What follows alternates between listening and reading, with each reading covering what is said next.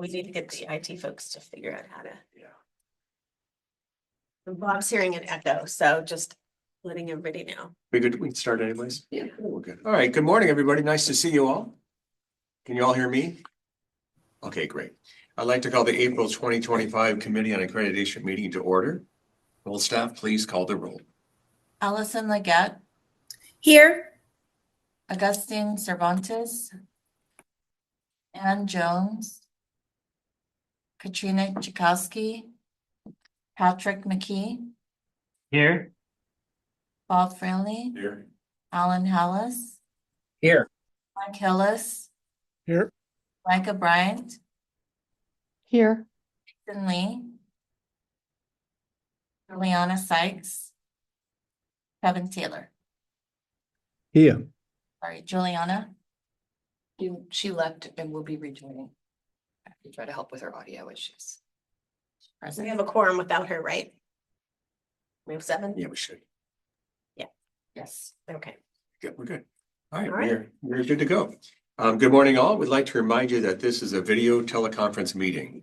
Members of the committee, as well as the public, are joining the meeting from numerous places in the state today, including the commission offices in Sacramento. Please be aware that we are going to mute your microphones to eliminate any background noise that may get in the way of others hearing what is being said by the speakers. This meeting is being recorded. After the meeting ends, the archived audio and video will be available on the Commission's website. Regarding Zoom identification, members of the committee and the public are asked to please ensure your Zoom identification contains your first and last name accurately, so we're able to call out on you appropriately, and also so that we may be sure to record all names accurately in the meeting minutes. To update your name in Zoom, click on the 3 dots in the window with your picture and then rename. When it is time to take up an item, we will need a moment to move all relevant participants to panelist status so they can be seen and heard. Participants will need to turn on their camera and unmute once it's time for your item. Regarding commenting or asking questions, committee members, if you wish to make a comment, please use the raise hand feature, which is located at the bottom of the Zoom screen. Because we are a public body and must conduct our business in the public forum, we ask committee members to please do not use the chat feature except to notify us that there's a technical issue preventing you from hearing or speaking during the meeting. Regarding motions and roll call vote, when you make your motions, please state the motion in full so that there's no question as to what the motion is. In accordance with the Bagley-Keene Open Meeting Act, because this is a virtual meeting, all votes will be conducted via roll call. Just before the vote, we will remind everyone to make sure you are unmuted so that the recording captures your vote. If you are unable to respond via video or audio for some reason, you may, as a last resort, make your vote known through the chat function. The secretary will have to read your name and your vote when she gets to that part of the roll call vote to make it an official part of the record and to make sure the public knows what the vote is. Again, this should only be used as a last resort in the case of technical difficulties. If you need to leave the meeting for any period of time, please raise your hand and let us know so that we are sure we have a quorum at all times, so the record can be accurate. Also, please do the same when you return to the meeting. Dr. Mayboy. Public comment. Members of the public wishing to provide public comment during the discussion of an agenda item will be given the opportunity to speak during the public comment period for each item and then at the end of the meeting. Can you hear the construction that's going on your end? Asking all committee members, can you hear it all? Okay, just want to be sure it's not bleeding into the meeting here. The committee chair will announce when the public comment period is open, excuse me, during the presentation of the agenda item and ask for anyone who wishes to comment to notify the meeting moderator as explained below. Participants who are attending who are attending in person. Individuals who would like to make comments during the meeting who are attending in person at one of the locations listed in the agenda will need to complete a public comment card to indicate what item they would like to speak on and provide it to the COA member or in-person host at your location. When the co-chair calls for public comment, the COA member or in-person host at that location should indicate if they have received a public comment card, and the member of the public will then be invited to speak. For participants via Zoom webcast, Individuals who join the meeting via the Zoom webcast will need to click on the raise hand icon to indicate that you would like to speak on the item.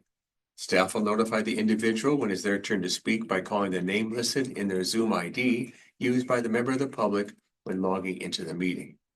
At that time, the individual will be prompted to unmute their microphone and will be able to share their comment. Participants via teleconference.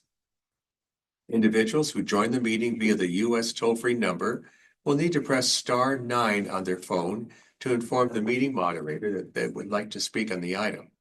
The meeting moderator will notify the individual it is their turn to speak by calling the last 4 digits of their phone number and will allow them to unmute their telephone. At that time, the individual will be prompted to press *6 and will be able to share their comment. There is also a time designated for general public comment at the end of the meeting. Do committee members have any questions regarding these protocols? All right, seeing none, we're moving on to item 2. Item 2 is the approval of the agenda of the April 2025 agenda. Is there a motion to approve the agenda for the April 2025 meeting? And please remember to unmute your microphone when speaking.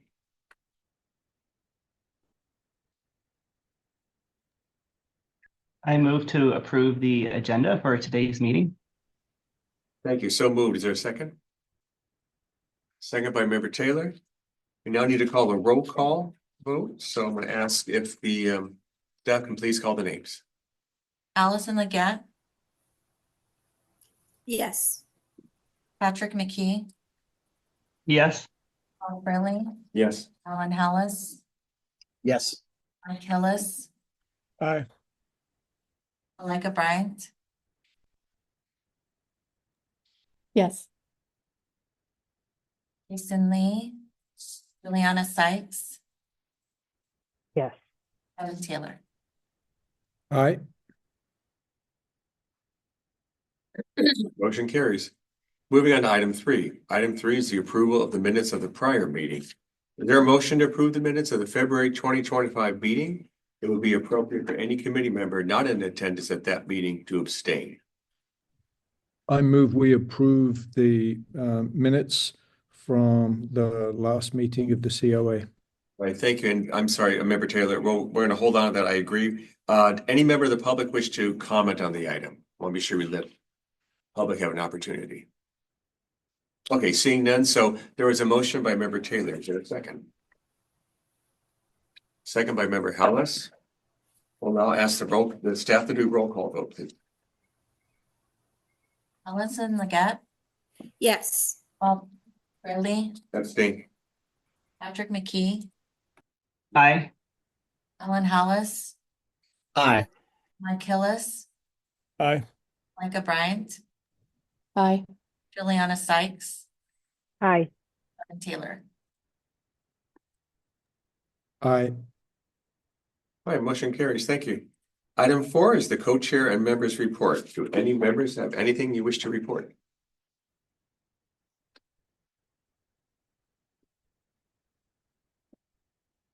Right, seeing none, we're going to move on to item 5. Item 5 is program approval recommendations. This section is for action. There are 3 institutions with 3 programs for approval. Do we have our representatives here?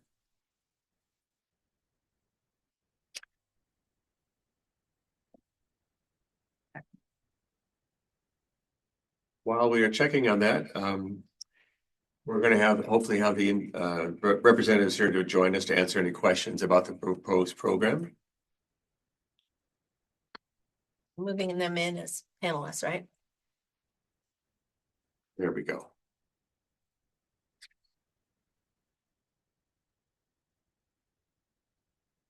Good, looks like we have, okay, great. So the first one is California State University, Sacramento for a preliminary education specialist, deaf and hard of hearing with traditional student teaching and intern pathways. Joining us today to answer any questions about the proposed program for Sacramento State University are Nate Dutra, DHH Program Coordinator, and Jenna Porter, Teaching Credentials Department Chair. Are there any recusals on this item? Seeing none, would the institutional representatives like to say anything about the proposed program?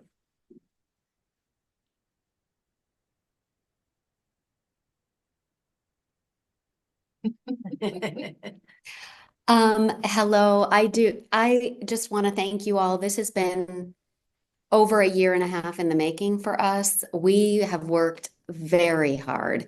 I do also want to acknowledge the staff that helped us get through all of this. I see Miranda on the call. We had worked with Poonam, we worked with Rosemary, and I know that it took a lot of work on their end, corralling the reviewers together, giving us feedback, many rounds. So I appreciate all the time and effort and work into that. And I also just want to thank my colleague Nate, who did so much work on making this possible. It's really a very needed credential in our region, and we're very excited. So thank you. Thank you. And Nate, if you want to share anything else, feel free. Otherwise, there may be questions. Hi, hello everyone. This is Nate Dutra. I'm thrilled to be here today. It's quite an honor, in fact. And as Dr. Porter just mentioned, this has been a long journey. Really, the reason that I started this journey was because I saw so many deaf and hard of hearing students out there in the field without a qualified teacher. There was just someone who could barely sign in the classroom, and I knew that that gap existed. I really want to fill that gap with qualified and motivated, passionate teachers. I can see that the need exists, and I'm really looking forward to working hard with our staff and Dr. Porter and the other faculty. I do appreciate so much the feedback and work that the CTC put in to make sure that this was a quality program. I can tell that with your support and the allyship of the CTC, that deaf students in California will have better opportunities. So thank you so much for your time and for working with me on this. Well, thank you for your comments, Mr. Dutra, and also Ms. Porter. Thank you both. Does any member of the public have any comment you wish to offer? No public comment. Thank you. At this point, it's an opportunity for committee members to have any questions or comments for the representatives from Sacramento State University.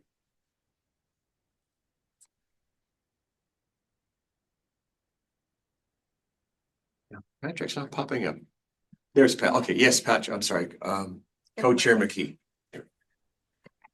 Oh, good morning. And I want to commend you first of all, for the program you developed. One of the things that I found as a highlight is the research you did across the state of California, not just in your area, specifically looking at how Southern California could be supported, Northern California could be supported. And just in my own area, I know there's a need. So excited to see the program. I have two questions. One is a question and one is kind of a wondering. On page 27, it mentions that the field placement, the candidates will have to find their own site, but they'll get support. Am I wondering on that? Because I know that may be a struggle for some candidates. So what would that support look like if they have to find their own site? And then the second wondering, just tying into that, I was excited to hear about your focus group. It looks like after they end the program, they meet with you and there's some interactive questions, and that was unique. And I'd like to hear a little bit more about how that completer focus group is going to be navigated.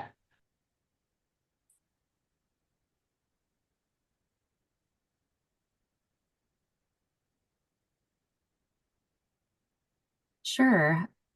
Yeah, these are really good questions. I appreciate you asking about both of them.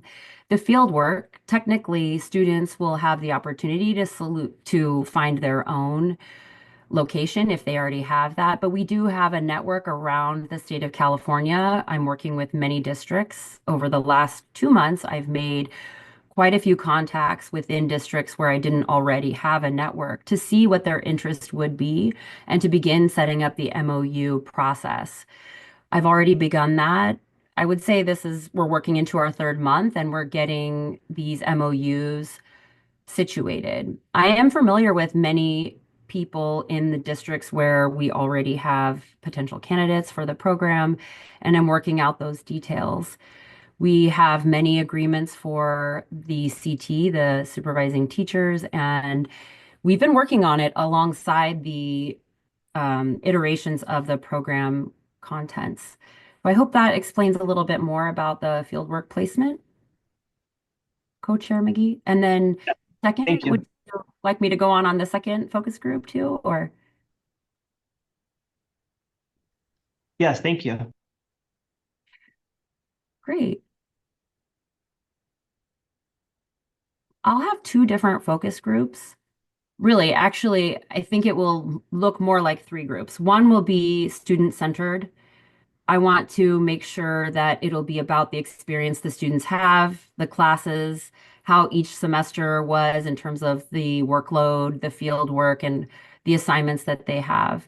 I want to make sure that it's iterative and I continue improving the program for them, for the students that are incoming. The second will be regarding faculty that we work with over the program. Right now, my goal is to work with each of the faculty members to ensure that they have a smooth experience and that their opportunity to teach the students is as maximized as possible. We are going to meet next week on the 18th and have a opening meeting, a session to partner together, to collaborate. Those that are here in person will meet in person, and those that are in districts further away or areas further away will meet via Zoom. But I want to begin and start out with a collaborative approach, making sure that we're all supporting one another.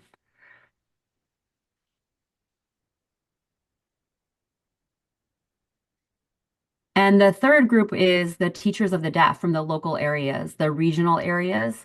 I will meet with them to have a focus about how those fieldwork placements go. Dr. Porter, did you have something more to add? Dr. Porter is saying no. No, thank you. All right, thank Thank you. you, Mr. Reed. That was excellent. Thank you. Yeah, I'm going to say it's a very comprehensive, very detailed level of support that you're providing with the focus group. So thank you for doing that. Okay, for committee members, we'll take this in alphabetical order. So we'll start with Member Hallis, then Member Hillis. All right. First of all, thank you so much. We need more of these programs up and down the state, and the program looks fantastic. Knowing that we need more options for our candidates going through this process, what words of advice or encouragement might you offer other programs thinking about starting this program?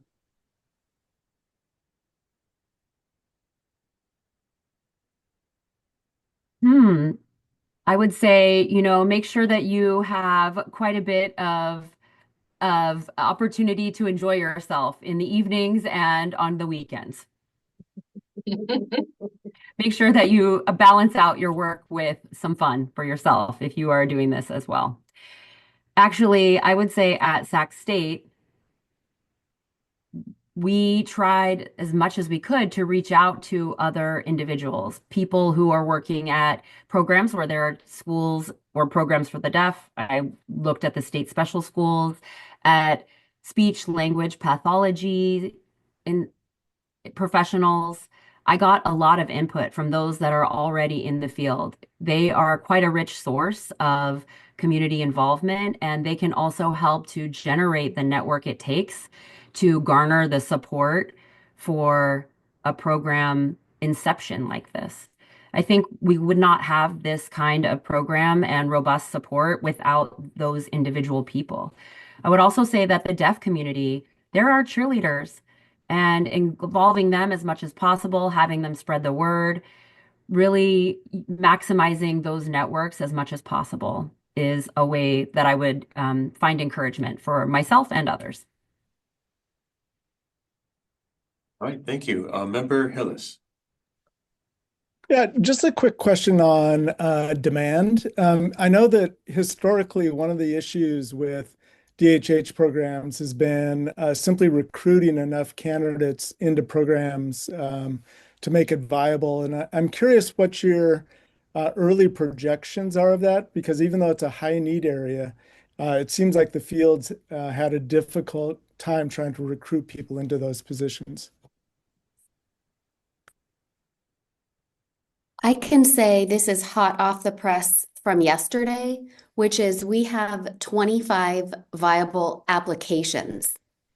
that we are, Nate will be interviewing many of these folks tomorrow. So we have a great group for year one. I mean, it's really amazing how we've done that. And it comes from a lot of groundwork that Nate has done and we've done with recruiting. Also to say, Sac State has a deaf studies major. We have a deaf studies program right here. So a lot of our applicants, excuse me, there's a great pathway for them, a career pathway into this teaching program.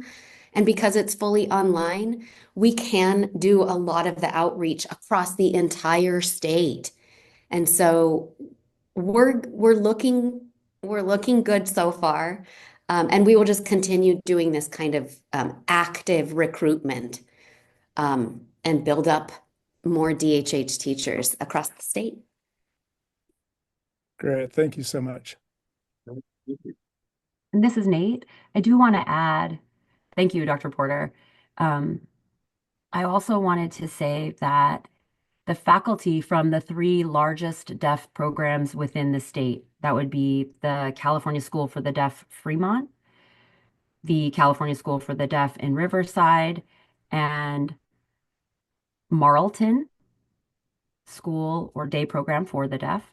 These 3 programs have already contacted me and asked. They've said, we have this paraprofessional in the classroom and we think they're ready. How can we connect them with you?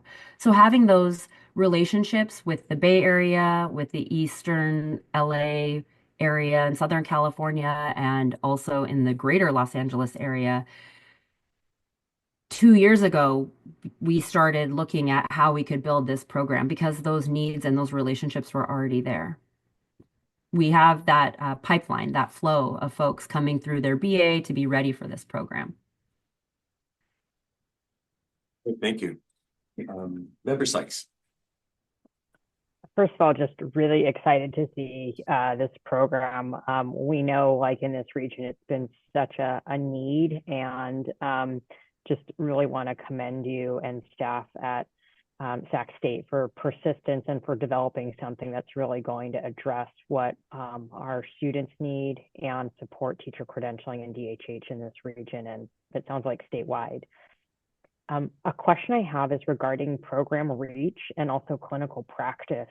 Just given that the program will be fully online, giving you the opportunity and ability to reach a large number of districts, what would you envision clinical practice to look like, and in particular that field supervision element for teachers that may be placed, further away from Sac State?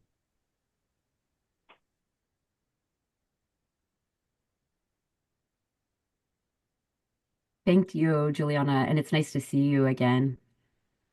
I knew that that question would be asked, and I'm glad that you did. I know our work together in terms of what it looks like for supervision online and what it looks like for those rural or far districts. This experience has been very interesting to address. And I would say that the high expectations and the high standards must exist in the virtual supervision experience. I do want to work closely with those field supervisors to keep those standards high for our candidates through this virtual means of supervision. We've already talked about the technical aspects that would be required in order to have that kind of closely monitoring visual atmosphere for a virtual supervision. We've done a deep dive in terms of meeting the needs for and the scope of the technology that will be required for those field supervisors. And that's another benefit of having these focus groups. We need to really make sure that we're addressing any gaps or issues that we didn't foresee and that we can continue to improve these opportunities. I do know that face-to-face or virtual, they look different and we need to address them differently. We need to be constantly assessing and making sure that we are meeting those needs for the deaf students. I have very high expectations and therefore have parlayed these into the tech expectations I have. When the fieldwork supervisors and students meet, they'll be in relationship and talking about how the expectations, what expectations there are and what that will look like. And they'll continue having those conversations over the span of their fieldwork. Thank you so much. And great to see you as well. Certainly put a lot of thought into the process and what the needs are going to be. I like the fact that you're offering and know that it's going to be different face-to-face versus virtual. And that alone says the level of specificity that you're offering, which is extremely important. And then also you said the phrase, Mr. Dutra, of continuous improvement, essentially. And that's, as we know in education, that's not ongoing. And I think you spoke very well of it. So thank you for your comments on that. And thank you both for your work, Dr. Porter and Mr. Dutra. Any other questions from the committee members?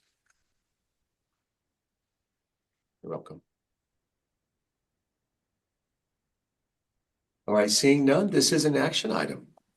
Is there a motion to approve the preliminary education specialist, deaf and hard of hearing with traditional student teaching and intern pathways for California Sacramento State University?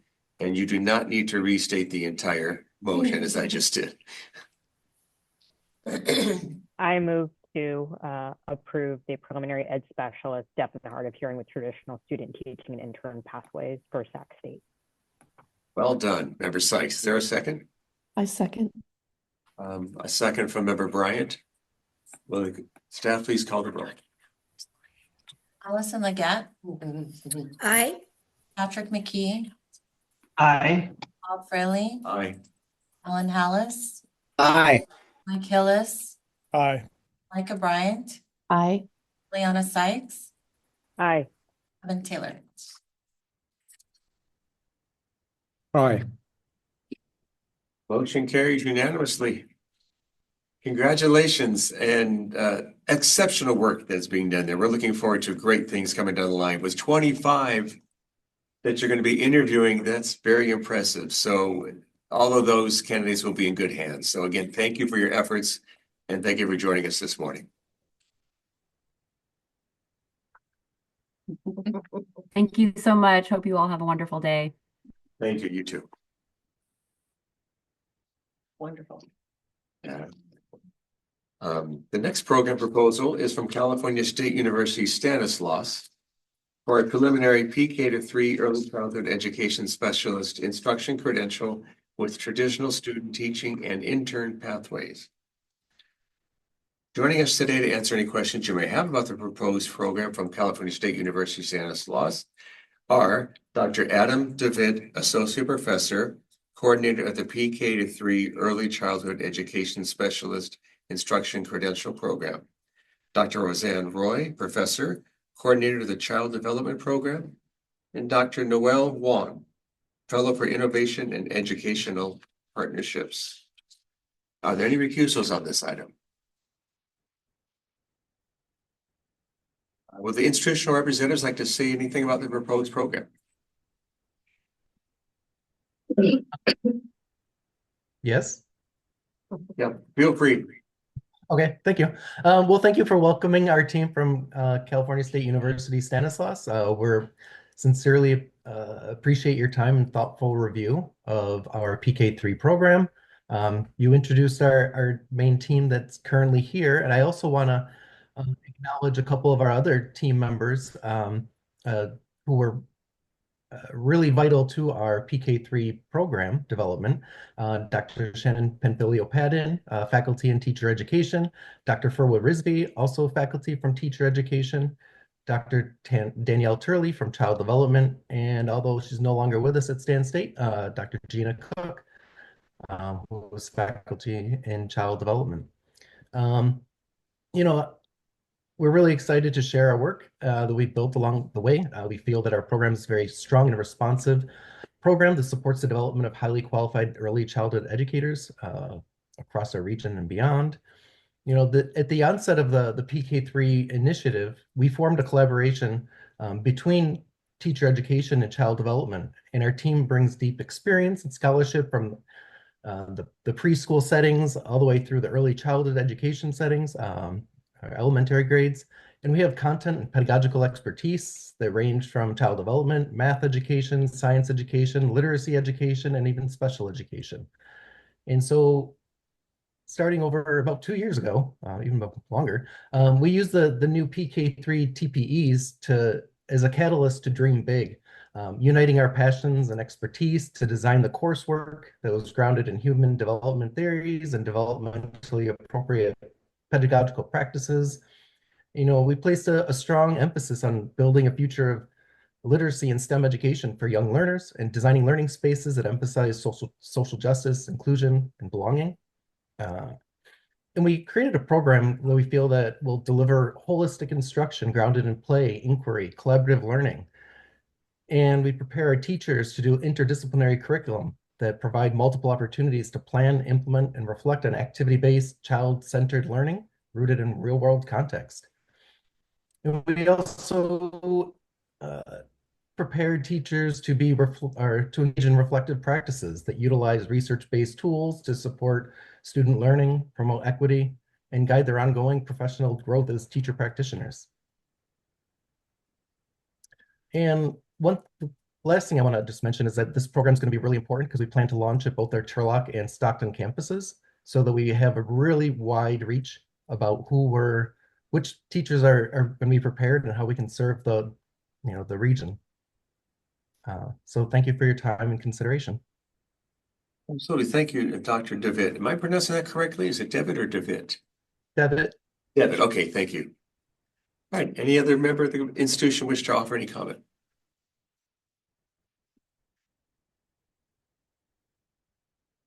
All right, seeing none, any member of the public wish to offer any comment? No public comments. Thank you. Any committee members have any questions for the representatives from California State University Stanislaus?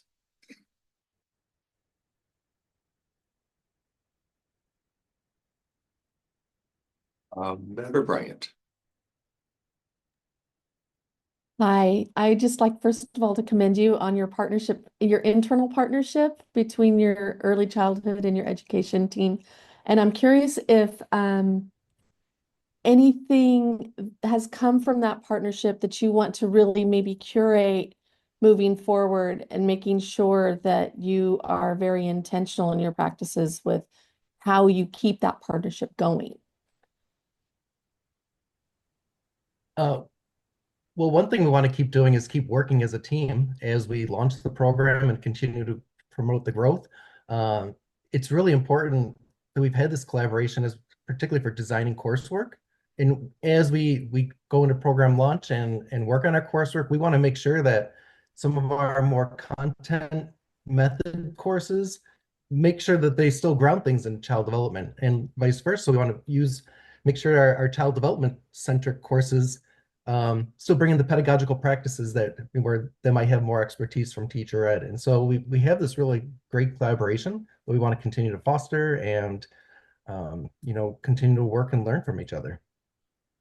And we've been doing that for over 2 years now, and we want to, everyone's committed to keep it going. Thank you. Thank you. Any other committee member wish to offer a comment or question?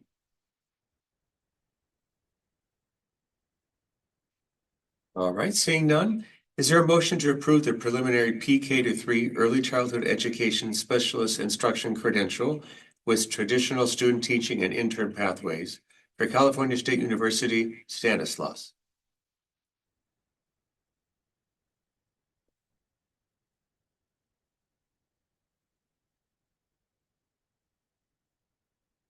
Well, seeing none, I suppose as co-chair, I can make a motion.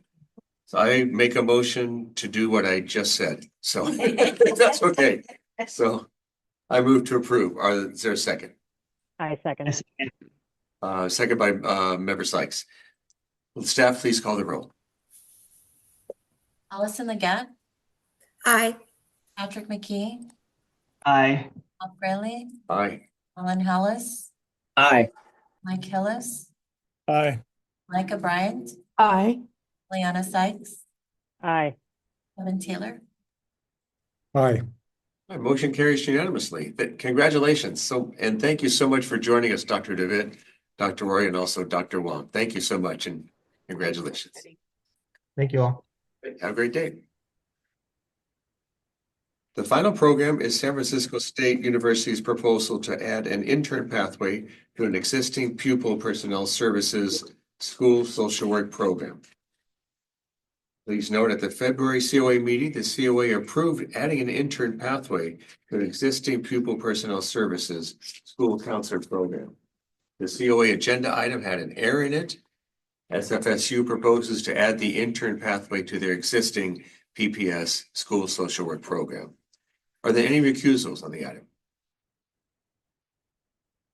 All right, seeing none. This proposal was discussed at the last meeting, but there were errors in the write-up on the agenda item. So we're trying to formally correct the record by having the COA vote to rescind the previous action and then vote to approve the intern pathway for the correct PPS program, which is the school social work program and not the counseling program. No further discussion is needed. We just want to be sure we don't close it off in case there are any questions or comments. Anybody have any questions or comments? But Bob, I believe one, that into one action item. Okay. okay, that was just going to be my question. It's whether it's two action items. I think as long as somebody puts forth a motion. motion Yep. together, I think it'll be fine. Yeah. Yep. I move we rescind the action relative to CSU Sacramento from our last meeting and approve the addition of the intern pathway to the existing PPS school social work program at California State University, Sacramento. San Francisco. San Francisco. Yes, Sorry. Member Taylor. I was trying really hard. That's right. So good. So just to clarify, the motion is to approve the addition of an intern pathway to an existing pupil personnel services school social work program for San Francisco State University and rescind the intern pathway erroneously approved at the last meeting for the school counseling program. So that was the motion made by Member Taylor. Is there a second? Second by Member Hillis. Any further discussion? All right, will staff please call the roll? Allison Leggett, Aye. Patrick McKee, Aye. Paul Fraley, Aye. Ellen Hallis, Aye. Mike Hillis, Aye. Malika Bryant, Aye. Liana Sykes, Aye. Evan Taylor. Aye. The motion carries. Thank you. We're moving on to item 6. Item 6 is the report of program status changes. This item is divided into two parts. Part 1 includes items for action by the COA.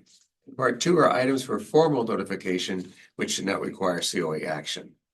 Today we have Part 1, A and C to act upon, and Part 2, D and E for notification purposes only. So starting with Part 1, Sections A, B, and C. Part 1 for COA action includes request to withdraw, request to reactivate inactive programs, and or request to add a new content area to an existing program. And today there are only items for A and C. For Section A, program withdrawals. Section A again is for action. There is one program sponsor withdrawing one program. California State University Fullerton, education specialist, added authorization, autism spectrum disorders, effective May 1st, 2025. Any member of the public wish to offer a comment? No public comments. All right, thank you. This item is for action. Are there any recusals?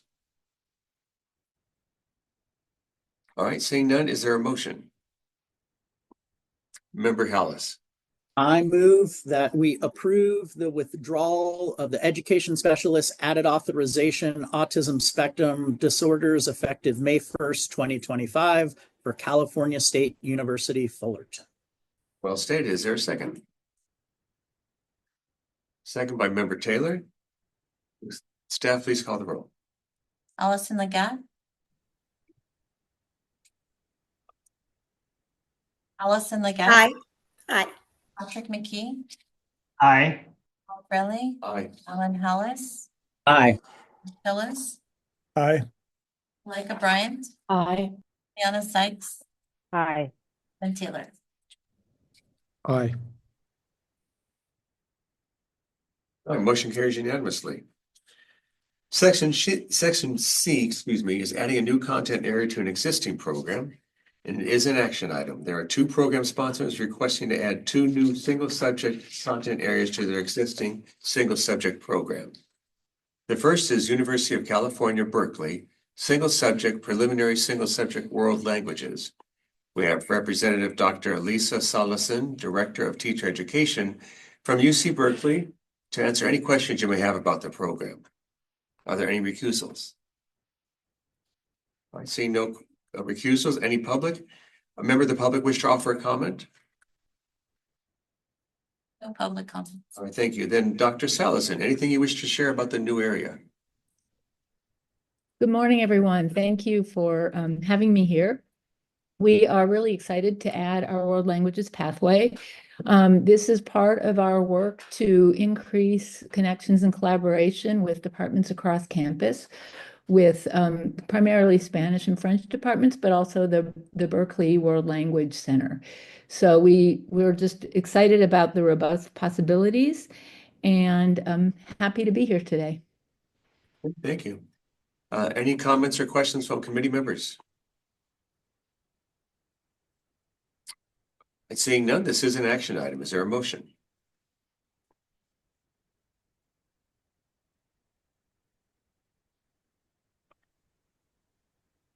I move we approve the addition of single subject preliminary single subject world languages to the University of California, Berkeley's accreditation.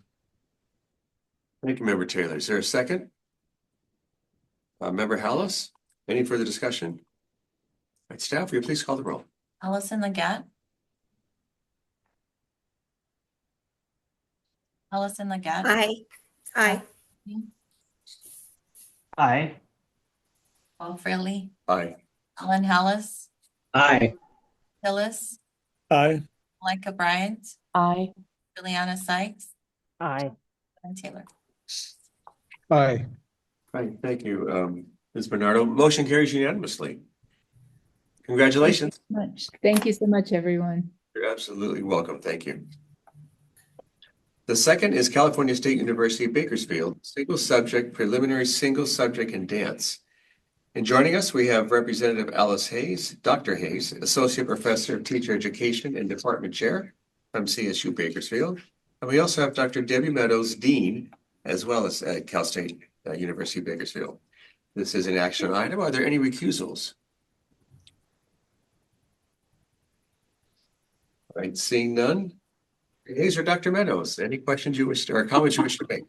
Well, good morning, everyone. First, I want to congratulate Ms. Sullivan for her work and her promotion. Thank you so much for being willing to serve the state of California in that position. And I do need to correct the record. I am the Director of Accreditation and Assessment for the College of Social Science and Education. I am not the dean.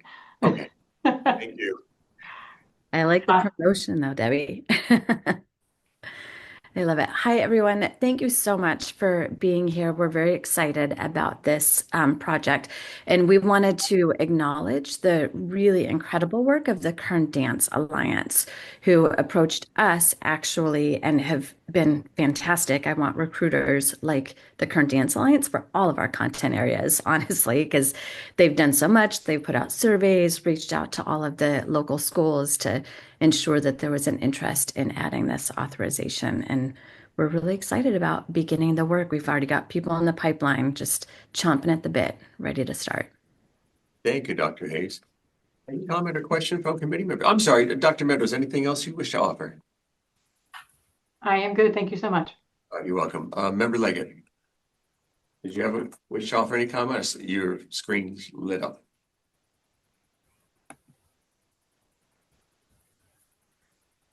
All right. Is there any other member of the committee that wish to offer a comment or have a question?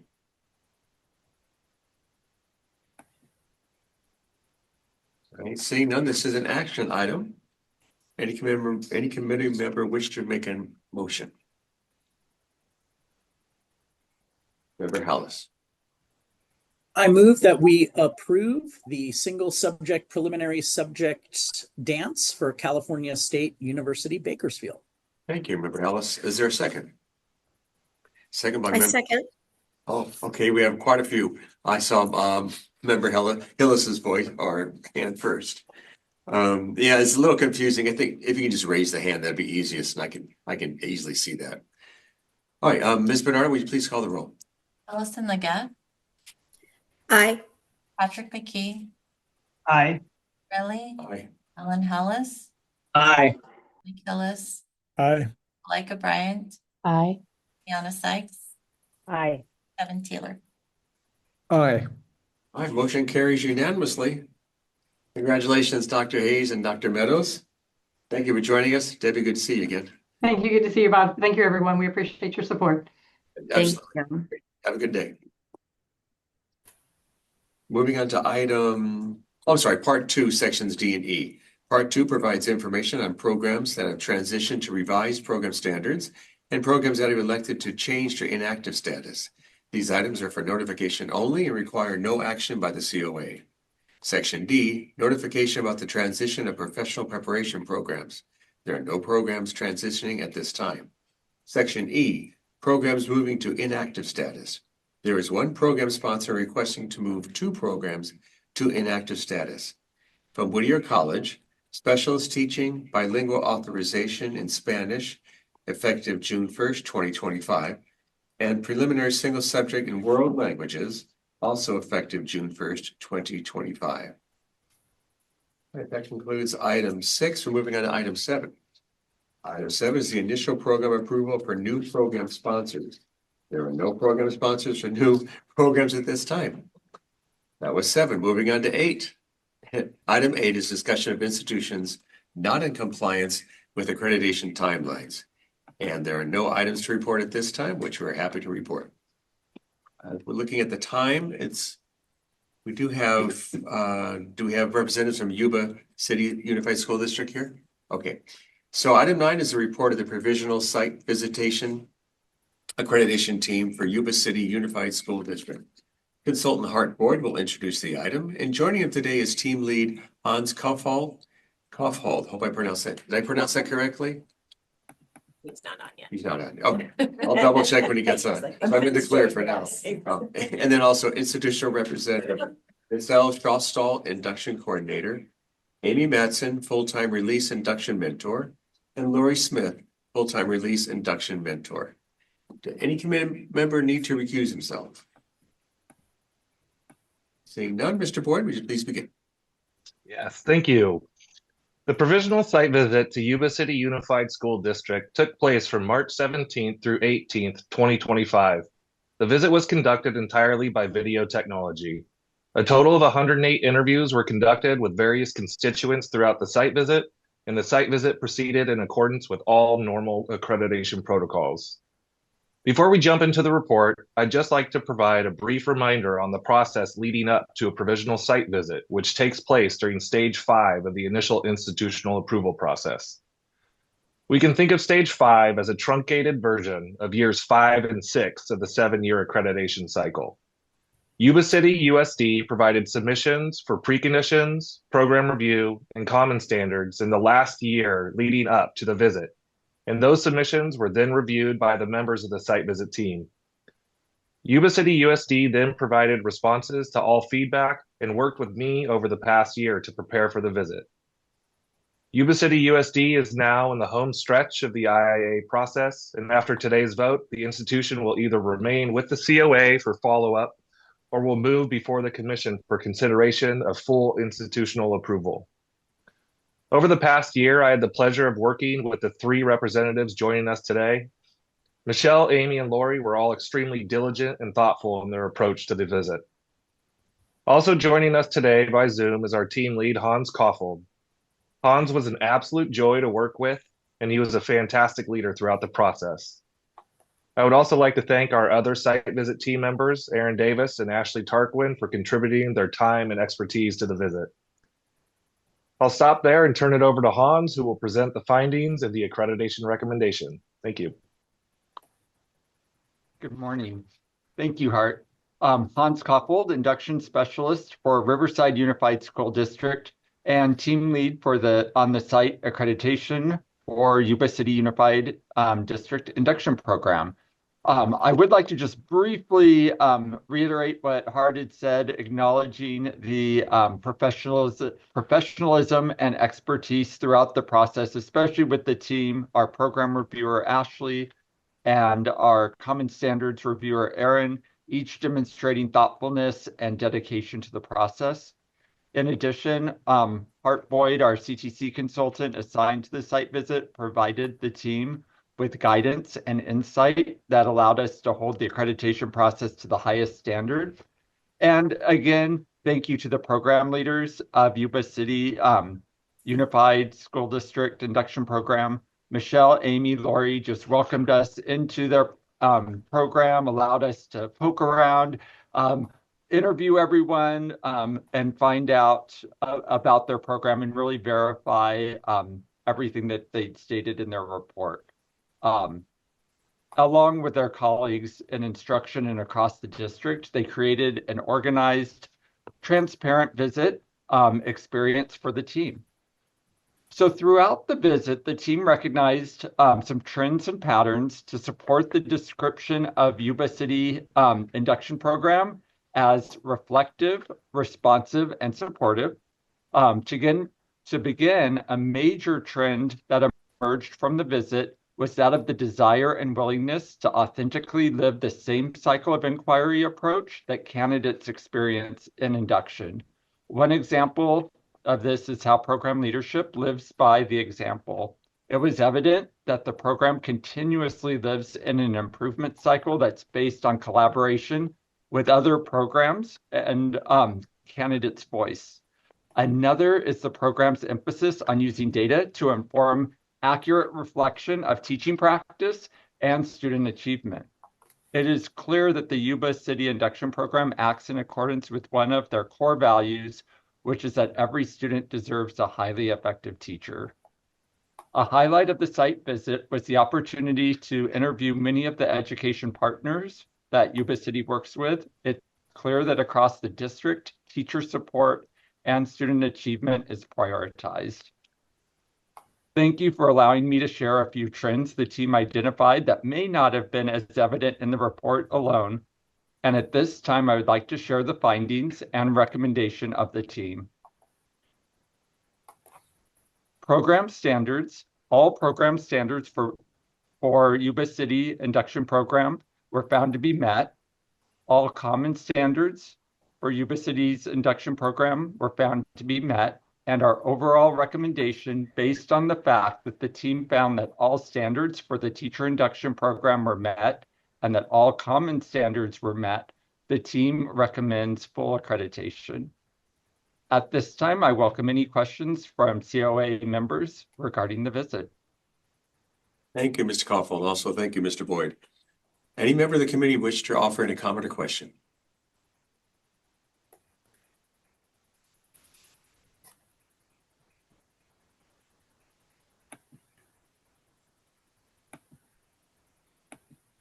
Member Bryant. So to those of you from the institution, congratulations. Sounds like it was a visit that went as well as you can hope when you're prepared for such a thing. I'm curious about what you found valuable from the process of having the conversations with the review team.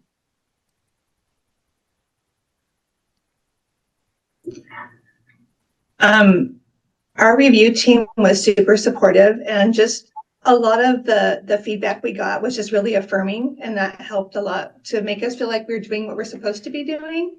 You know, you go through the process and you map out all of the things you do, and you cross your fingers and hope you're doing what you're supposed to be doing. And they just kept the whole thing really positive and gave us a little bit of feedback, so we kind of know what we can work on for the future. So we appreciate it. Thank you. A comment or question from the committee? And any additional comment from the institutional representatives? Anything you'd like to add either about the visit itself or anything related to the experience? Or anything that... I just want to thank everyone involved. Hart was amazing. Thank you so much for all of your guidance throughout the beginning of the process. And then Hans, Aaron, Ashley, and then my team, Lori and Amy, they were just wonderful. So I echo all of the things that have been said before about our team. We were really lucky, so I appreciate them. Thank you for your comment. Any further questions at all from the committee members? I see none. This is an action item. Ms. Bernardo, will you please call the roll? I'm sorry. There is an action item. Anybody wish to offer a motion? Sorry, Kelly, I'm ahead of myself.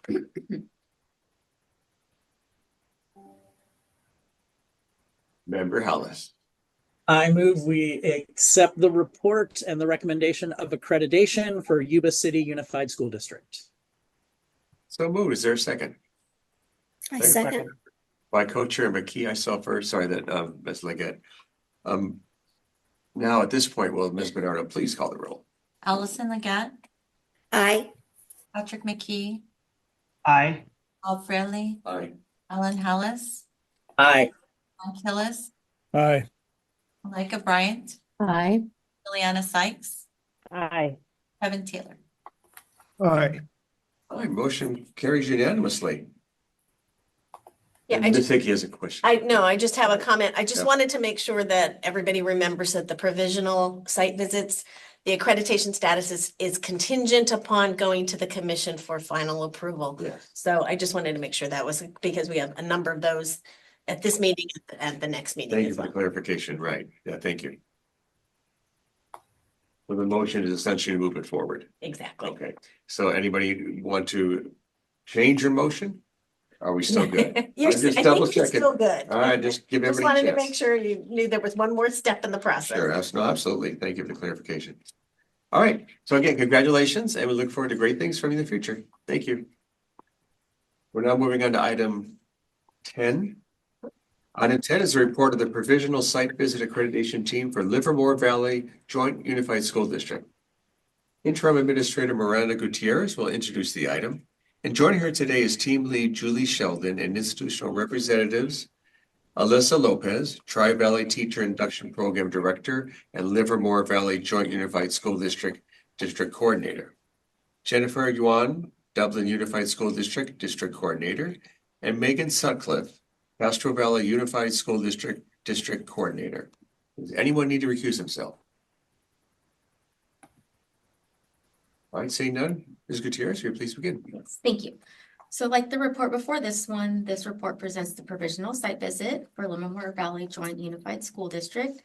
They're in stage 5 of the initial institutional approval process, and they were first approved to offer their teacher induction program in October 2021.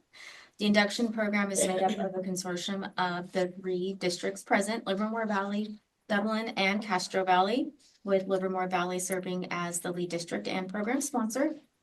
The provisional site visit was held on March 24th through the 26th, and there were no usual circumstances around the visit.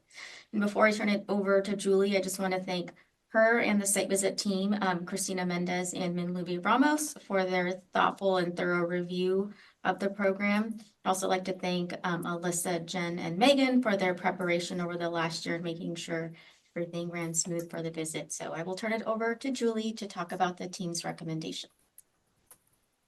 Good morning, and thank you, Miranda.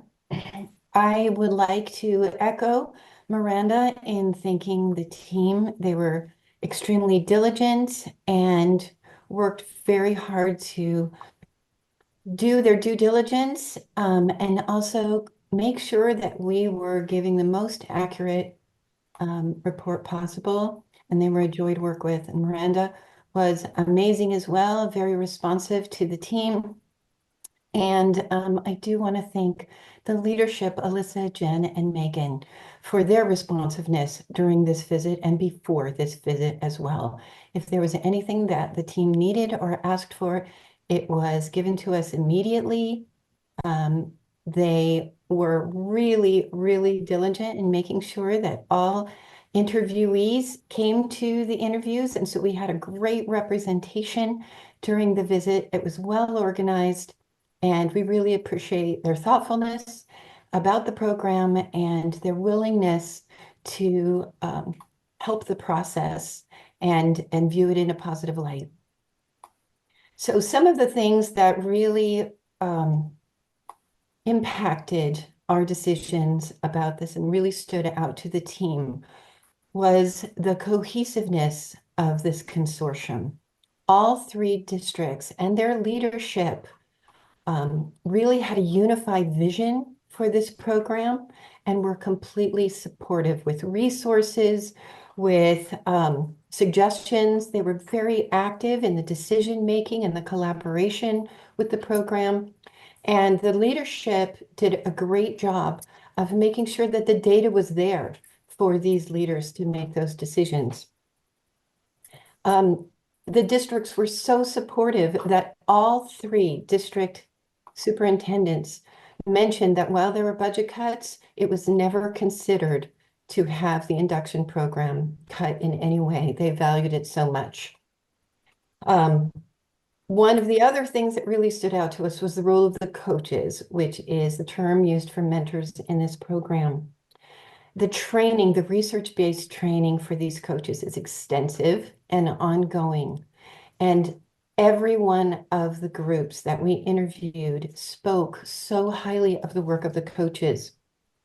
And in fact, in candidate interviews, when we asked about responsiveness for struggling candidates, they looked at us puzzled because there is so much support there. It is so immediate and so consistent that there was no understanding of any struggling. The program leadership not only shows their commitment by how they lead the program, but also because they're coaches themselves. And so they are walking the walk and listen and make adjustments, and everyone remarked on that. So we looked very thoroughly. I will tell you, we had great groups and numbers of groups to interview. And it was really a very consistent message of the effectiveness and the excellence of this program. And so the team found all program standards and common standards to be fully met. And our recommendation is for full accreditation. And I welcome any questions from the committee. Thank you, Michelle. This opportunity for institutional representatives to make any comment you wish. Yeah, I just want to share our appreciation for our review team as well and echo what both Julie and Miranda had said, and just the accreditation process. Our site visit went really smoothly and we felt like it was a very positive experience. Our review team was just so kind and professional, approachable, which really made the process feel collaborative and comfortable, especially for us as first timers. Like Julie said, we had great participation in our interviews, and it was great to see how much support our program has, and really affirming for us from teachers all the way to superintendents. And we really appreciated the time the team took in their full report for us to include some of the quotes from the interviews, for us to get to see that firsthand. And it was also really valuable to us that, Julie, you took the time to share highlights and strengths of our program with district leadership during our exit report, just to help to make our work visible. As you said, induction is quiet but important work, and you really helped highlight that within our program. And thank you, Miranda. We can't say enough about how helpful Miranda was with the whole process. Her support really made a big difference, and we could not have done it without our monthly meetings and consistent communication. Thank you, Ms. Lopez. Any other member of the institution wish to offer any comment?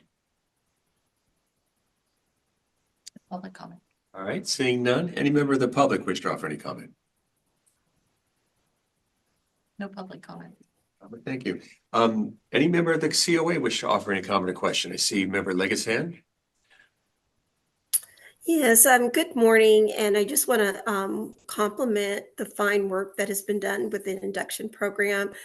Great details and great support, community support it seems to be provided.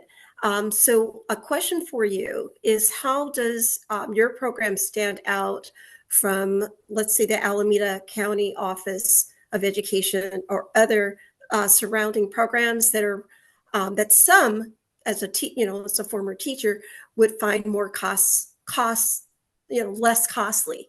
So how would you how does your program, in terms of marketing, that it is worth the price for your program as opposed to less costly programs or free programs that could be offered among the state of California? Yeah, thank you for that. I think one thing that really sets our program apart, and Jen and Megan, please jump in as well. But we have fully released coaches. So all of our coaches are fully released teachers on assignment, which gives us so much flexibility to be in classrooms, see teachers teaching, observe their practice, and really provide just in time appropriate support with where they're at. It also, as Julie talked about earlier, allows us time. We meet every other week as coaches for professional development.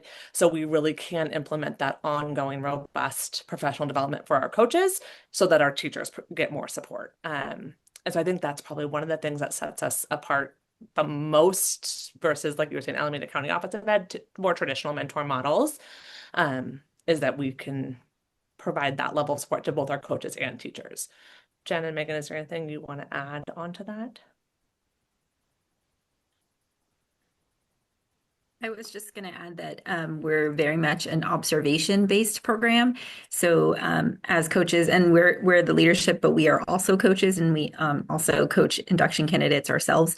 We are in classrooms at least twice a month watching teachers teach. And I think that makes the biggest difference because we can help teachers grow professionally based on what we're seeing right then and there. And then we're in communication with site admin and anybody else who is related to what's happening in the classroom.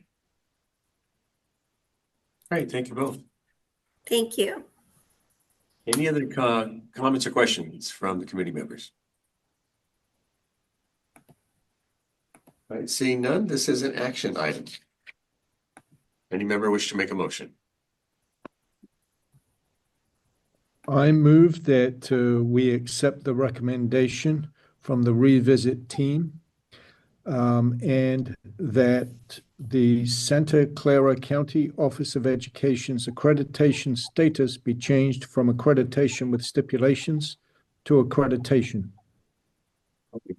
Just to clarify, Member Taylor, on your motion, we are on item 10, which would be the report for Livermore Valley Unified. Apologies. Withdrawn. Okay. Would anybody wish to make a motion? You're welcome to make a motion on this, Member Taylor, if you wish, or any other member of the committee, whoever would like to make a motion. Member Leggett. I'd like to make a motion to approve the teacher induction program for Livermore. All right. Is there a second? I second. Second by Member Sykes. Any further discussion? Ms. Bernardo, will you please call the roll? Allison Leggett. Aye. Patrick McKee. Aye. Bob Fraley. Aye. Ellen Hollis. Aye. Mike Hillis. Aye. Monica Bryant. Say it again. Malika Bryant. Aye. Liliana Sykes. Aye. Kevin Taylor. Aye. All right, motion carries unanimously. Congratulations. Thank you so much. Hard work pays off. We appreciate your efforts. So thank you, Ms. Lopez, Ms. Juan, Ms. Sutcliffe, Ms. Sheldon, and Ms. Gutierrez. Thank you all. All right, go forth. Have a great day.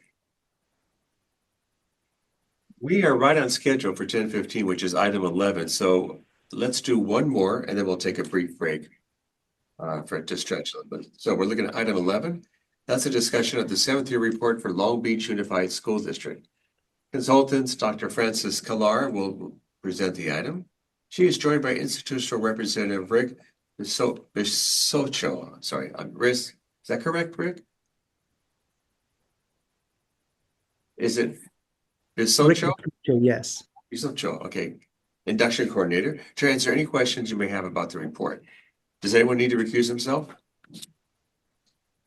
All right, seeing none, Dr. Clara, will you please begin? Good morning. This is the 7th year report to provide an update on the progress of Long Beach Unified School District to address the areas of concern identified by the accreditation team during their April 2024 site visit. The report describes progress with respect to program standards 4 and 6 and common standard 6, all of which were identified as met with concerns.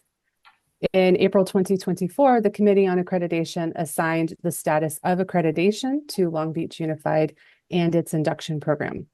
The staff recommendation is that the COA accept the 7th-year report from Long Beach Unified School District. No further action is needed. Rick Basosho, the induction coordinator from Long Beach Unified, is joining us on the screen and is available to answer any questions you may have about the report. Thank you, Ms. Clara. Mr. Basosho, any comment you wish to offer about the report? Well, I just wanted to say thank you so much for an opportunity to continue to grow. Our program has really been paramount on continuous growth. And this is once again another opportunity to highlight the continuous growth we've made. I think the value of a 7th-year report is that it continues to really help us reach the potential that we have as a program, considering the shifts that were made, knowing that every participant in our program continues to excel in the work that they're doing. We appreciate the commission for continued support. Although the visit team, a couple of people that were supporting us have now retired, I still appreciate, and I see Patrick McKee. I just look forward to working with the commission in the upcoming year and appreciate your support throughout this year. Thank you, Mr. Basosho. Any member of the public have any comment? No public comment. Thank you. Members of the COA, opportunity to offer any question or comment. Member, Co-Chair McKee, and then we'll do Member Bryant. Good morning, Rick. Great to see you as well. Just a comment. First of all, how you built your 7-year report. It was so easy to read, the clarity of it. And Francis, thank you for your guidance on that. If all 7th-year reports look like that, it would definitely, not that you do stuff for us, but it definitely makes our job easier when it's that streamlined. But also to be commended, I looked at like your mentor meetings, your principal meetings, your transparency with the constituents of your district to share with them this is where you are at and the why and how you're making these changes based upon that. Those slide decks just share. This is where we're at and this is what we need to do. Just to be commended because you brought it appears at least that you brought everybody on board in this process and it was a collective journey. So just kudos to you and to your team. Thank you. Thank you, Co-Chair McKee. Member Bryant was the next. Just to jump onto what Patrick said, that was one of my takeaways as well. But it made me wonder as you were going through this, you could almost see the learning and the thinking that was happening throughout that process. So I'm curious about any major takeaways that you as a team have taken from this process, this 7th-year process that maybe when it was initially given to you, you hadn't considered at that point. But now a year later, you're like, wow, okay, now I really can see the value of what we've put together. Thank you, Ms. Bryant. One of the highlights is, I think it was mentioned in an earlier team, mentioned that induction programs are quiet, but they're important. I think that what we have done in our program shift of including all of our content coaches in our curriculum offices to be induction coaches is the elevation of the induction work and giving them the provision to not only understand the differences between curriculum coaching versus mentoring in an induction format is truly, truly different. One of the best comments of my mentors was, what you do is hard. I like what I do as a curriculum coach, but I love what I'm doing now as an induction mentor. So it was really exciting to see that shift in what they had not really known before to be able to understand and really appreciate the work that we do as an induction program, specifically our induction mentors. Thank you. Okay, thank you. Any other committee member have any comment or question? All right, this is an action item. Is there a motion? Member Hillis. I'd like to make a motion that we accept the 7th-year report for Long Beach Unified School District. Thank you. Is there a second? Member Taylor? I'm sorry, will Ms. Bernard, will you please call the roll? Allison Leggett, Aye. Patrick McKee, Aye. Paul Brindley, Aye. Alan Hallis, Aye. Mike Hillis, Aye. Micah Bryant, Aye. Leanna Sykes, Aye. Kevin Taylor. Aye. Motion carries unanimously. Congratulations, Mr. Basilcho, and thank you for your efforts as well, Dr. Kelly. Well, thank you both. so Have a much. great day. Have a great day. Thank you too. Looking at the clock, we can either take a break now, or if Santa Clara is here, we can do item 12. Otherwise, we'll take a break and pick up with that after our break time.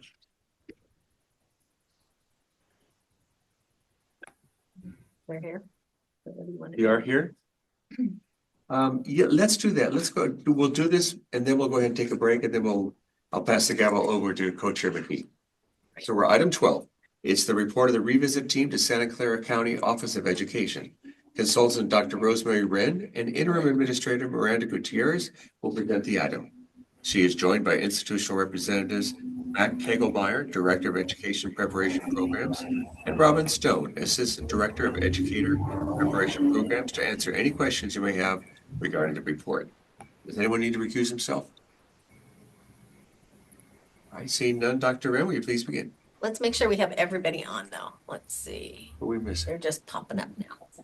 Okay, perfect. We're good. All right, Dr. Wren, will you please begin? Thank you. Good morning, committee members. And this item represents the Accreditation Revisit Report for Santa Clara County Office of Education. The accreditation site visit was held in February of 2024, and at the March 2024 Committee on Accreditation meeting, the committee accepted the team's recommendation of accreditation with stipulations. At the time of the visit, the team found 2 common standards less than fully met, which centered around supervision at clinical practice sites, as well as continuous improvement. The team's findings within the program standards were spread out across the 3 education specialist programs and the teacher induction program. Santa Clara County Office of Education hosted an accreditation revisit March 3rd through 5th, 2025. I'd like now to introduce Alita Powers, the site visit team lead, who will share the team's findings and recommendation. Good morning. The review team conducted a 7th-year revisit of the Santa Clara County Office of Education programs on March 3 through 5th, 2025, and followed all normal processes and procedures. The report of the team represents the findings based on a thorough review of all available and relevant institutional and program documentation, as well as all supporting evidence, including interviews with the representative constituencies. We would like to thank the director and the program coordinators for their welcome and openness in working with us during the phases of the revisit. The dedication of the program coordinators, all of which are new to their positions, in the process of examining the program and making changes to provide an effective program for the candidates, was evident throughout. The support of the commission consultants Miranda Gutierrez and Rosemary Wren was invaluable throughout the revisit process. Through strengthened infrastructure and placement of well-qualified personnel, the program has engaged in program improvement, addressing the concerns which led to the stipulations. Santa Clara County Office of Education has dedicated additional staff into the programs to administer the program in alignment with the redesign. Although the core administrative team is new, they have demonstrated clear commitment to crafting the program that is grounded in the standards and dedicated to providing a quality program for the candidates. Collaboration with all partners and transparency of the process are key features of the redesign and led to their addressing of the concerns that had been represented. A review of the website and supporting documents provided adequate evidence that all of the concerns had been addressed. And while the team is still refining some aspects, the information and documentation is clearly available. As one of the credential advisors noted, everything is much clearer, but we have plans for making everything even more accessible. Though building infrastructure and bringing everything in alignment takes planning and time, we are continuously progressing. Creating open communication with everyone involved has led to all of the stakeholders interviewed, the advisory committee, the district partners, the coaches, which is their name for mentors, and the candidates, all overwhelmingly saying that they feel that the system is now clear, easier to follow the pathways, and the candidates indicated that they feel supported and prepared for moving through the program seamlessly, and also for taking the examinations required and having support in the job skills and responsibilities that they are going to have. Based on this, the team unanimously recommends that we move from accreditation with stipulations to accreditation for the Santa Clara Office of Education. Thank you, Ms. Powers. Also, thank you, Dr. Wren. An opportunity now for institutional representatives to briefly comment on the report. Hi, my name is Matt Kagelmeyer. I'm the director here of Educator Preparation Programs. I want to thank Rosemary Ryan, Miranda Gutierrez, Alita Powers for this process. As she stated, it was, we are thankful for the process. We see that our program has strengthened in the process.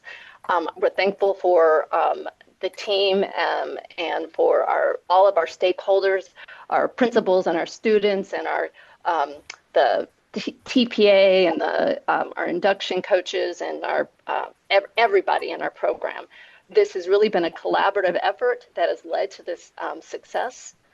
And you know, I just want to say that one of the most meaningful outcomes of this has really been around our continuous improvement processes, which this is a big continuous improvement process, but really having some great systems in place that I think will, you know, keep us on the right track from here moving forward.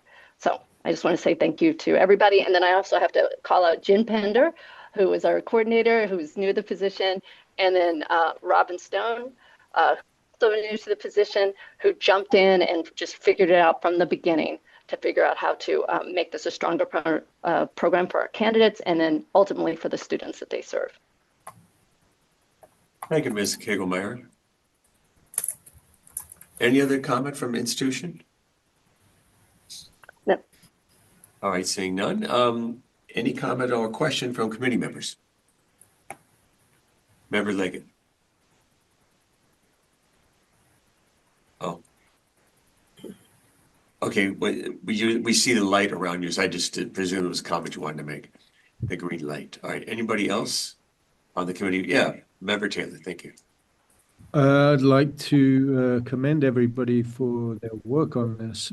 There was a lot to be addressed there, and I love the spirit with which you have addressed it and the changes that you have made. Thank you. Thank you, Member Taylor. Any other committee member wish to offer a comment or a question?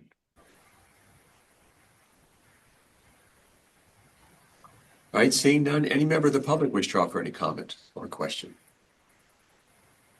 No public comment. All right, thank you. This is an action item, so is there a motion? I move that the Committee on Accreditation remove all stipulations and that the Santa Clara Office of Education's accreditation status be changed from accreditation with stipulations to accreditation. All right, so moved. Is there a second? Second by Member Hallis. Ms. Bernard, will you please call the roll? Allison Leggett. Aye. Patrick McKee.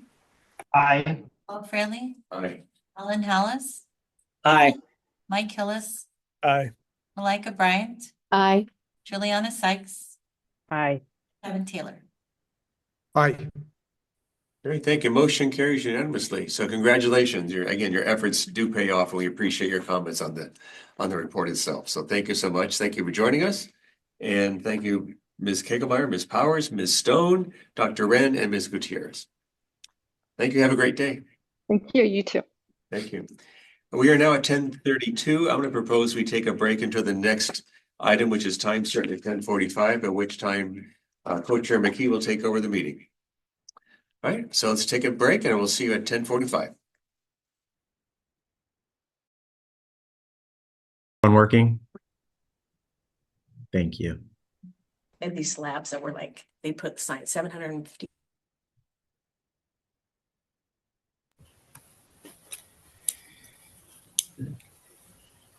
We're at 10:45. It looks like we're waiting for a few members to come back. Should we wait a few more minutes? Are we on again? Yes. Can you hear us? Yes.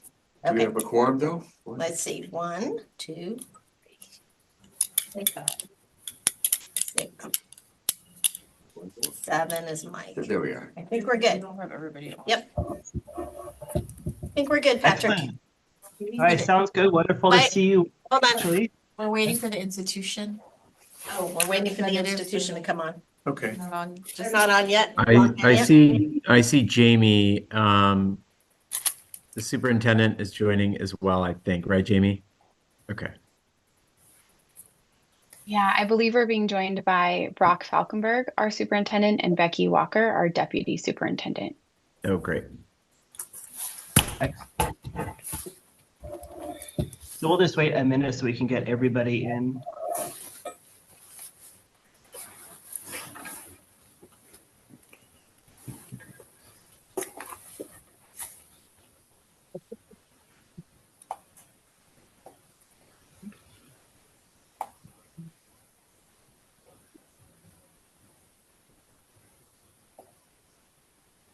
Okay.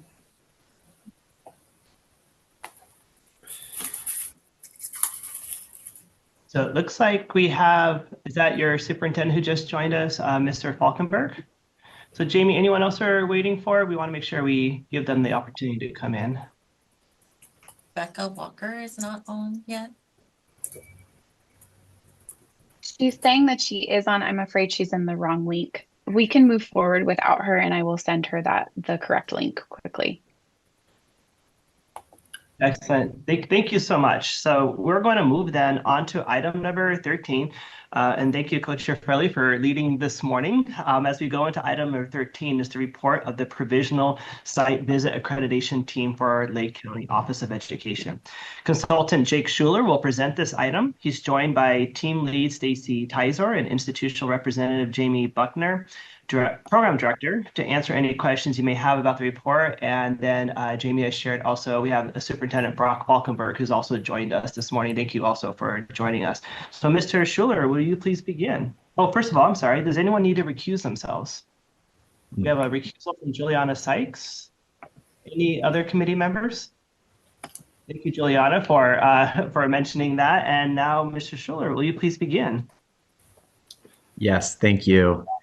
Good morning again, committee members. The Lake County Office of Education Provisional Site Visit took place March 16th through 18th, 2025. A total of 90 interviews were conducted throughout the visit, and despite being conducted entirely online, the site visit proceeded in accordance with all normal accreditation protocols. The team at Lake County was led by Jamie Bruckner-Bridges and Superintendent Brock Falkenberg, who have been introduced, and also Becky Walker, who's now here. Hi, Becky. Jamie and Becky and Brock were fantastic to work with throughout the year leading up to the visit, and were extremely thorough in all of their preparation for the visit. Also joining by Zoom today is our team lead, Stacy Tizor. Stacy was an absolute joy to work with and a fantastic lead throughout the visit. I'd also like to thank our other site visit team members, Dr. Ursula Estrada Reveles, who joined us late in the process and really appreciated her ability to step in, and also Dr. Amanda Roth. Thank you so much to both of them for contributing your time and expertise to the visit. Before we jump into the report, a brief reminder on the process for a provisional site visit. As Hart went through earlier more in depth, this is stage 5. which is a truncated version of years 5 and 6 in the 7-year accreditation cycle. So Jamie and her team worked very hard to do all of the submissions for preconditions, program review, and common standards within a very short period of time. They were then reviewed by our team members, given feedback, and then there was responses from the Lake County team. Lake County is now in the last stage, and after today's vote, the institution will either remain with the COA for further follow-up or move to the commission for consideration of their full institutional approval. I'll now stop there and turn it over to Stacy to present the findings and the accreditation recommendation. Thank you. Accreditation members and guests, it's my pleasure to speak about the Teach Lake County intern program. When you look at a map, you might not guess that Lake County is both rural and isolated, and the closest university is 2 hours away. So it makes sense that Teach Lake County's mission is to prepare rural teachers so that each student has a caring and effective credential teacher. The goal of the program is to recruit, train, and retain teachers from the community by supporting candidates as they move from permit teachers to intern to a preliminary credential. During interviews, administrators from participating districts mentioned how retention of teachers has increased because of the Teach Lake County program. The Lake County Office of Education fully supports the Teach Lake County intern program with resources such as funding and personnel. The program is run by the director, who is responsive to the needs of all constituents in the program. Constituents across interviews, across the program, remarked how they have a direct line to the director and can share feedback, and that feedback is acted on. Teach Lake County intern program is a synchronous online program which allows them to serve other rural counties outside of Lake County. The program employs faculty, mentors, fieldwork supervisors, and other staff from within the districts that they serve, which means they have an understanding of the community and the needs of their students. The program offers a rigorous curriculum that has trauma-informed practice, universal design for learning, and working with high population integrated throughout the coursework.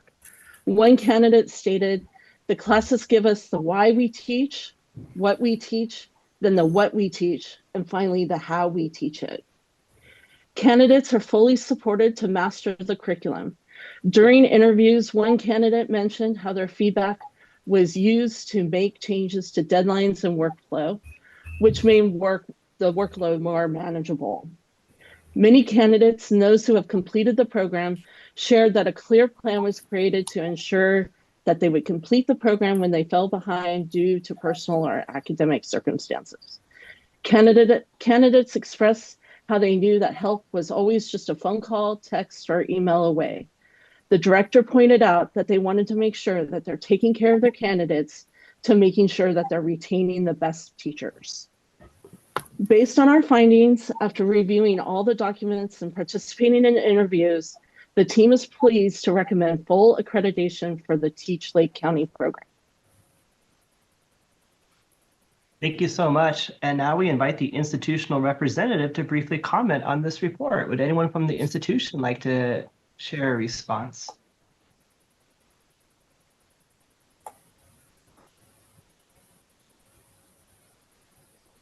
Hello, everyone. I'm Jamie Buckner-Bridges. I'm the director of our Teach Lake County program here at the Lake County Office of Education.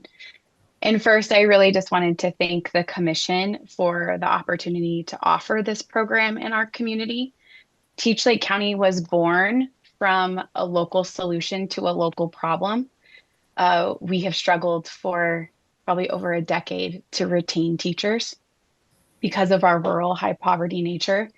Very low percentage of bachelor's degree holders in our community and no bachelor's degree pipeline coming into the community. So we found specifically in our community that teacher prep in a rural high poverty place like Lake County really needed to be differentiated. And so our teacher candidates are learning in a way that prepares them to serve their very unique student population.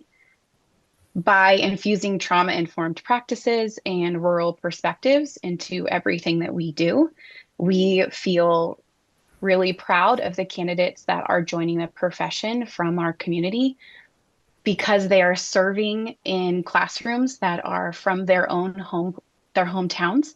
Many of them even have their own children in their own classrooms because the area is so small.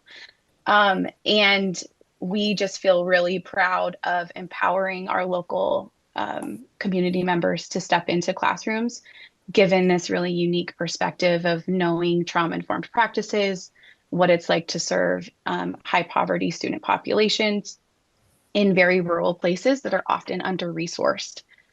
I'd like to thank Stacy and the rest of the team and Jake Schuler for an incredible accreditation process.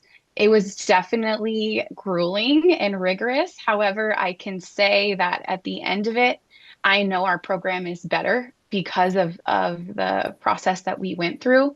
And Stacy and Jake and the rest of the team together created an experience for us that was smooth, positive, and highly supportive. So thank you so much to the team and to the commission.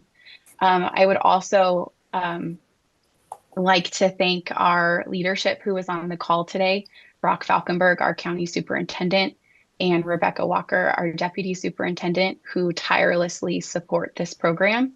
Brock has been a champion for teacher preparation in our community for many, many years. This program was an idea of his that was born from noticing what was happening in our community and not seeing a long-term solution in sight. And it really takes a lot of bravery from a leader to say, well, let's solve it ourselves. Let's build our own program. So I just wanted to say thanks again to our leadership and thanks to the commission and to our accreditation team. It's really been a wonderful experience for all of us, and we're proud to offer the program that we do. Thank you, Ms. Buckner and Mr. Falkenberg. Ms. Walker, would either of you like to share anything?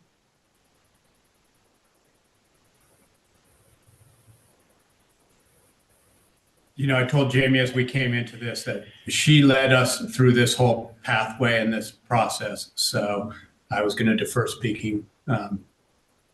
the ability to speak or the right to speak to her. So thank you very much for the commission's support as we've worked our way through this. This is something that is vitally needed in our community, and we will continue to grow and move this program forward. Thank you, everybody. Well, thank you. And Ms. Walker? Just to echo Superintendent Falkenberg's words, Jamie has been a champion for Teach Lake County, and Brock's vision has really pulled this all together over the years. I am blessed to be able to be here in Lake County Office of Ed to be part of the program. I'm relatively new to the agency, so to be able to watch and to participate the last 3 years with this has been a true honor. So thank you for allowing us to move forward with this. And thank you for the opportunity is what I should say. So thank you. Thank you so much for sharing. Does any member of the public wish to comment on this item? No public comments. Thank you. Now this is an opportunity for a discussion, questions or comments from our committee members. Are there any committee members have anything they would like to ask or to share? And looks like we have Member Bryant. Hello, I would just like to commend you on identifying a need and then making the decision to do the work to fill that need in your community and designing a process that clearly does that. So congratulations on making the decision to step in and step up for your community.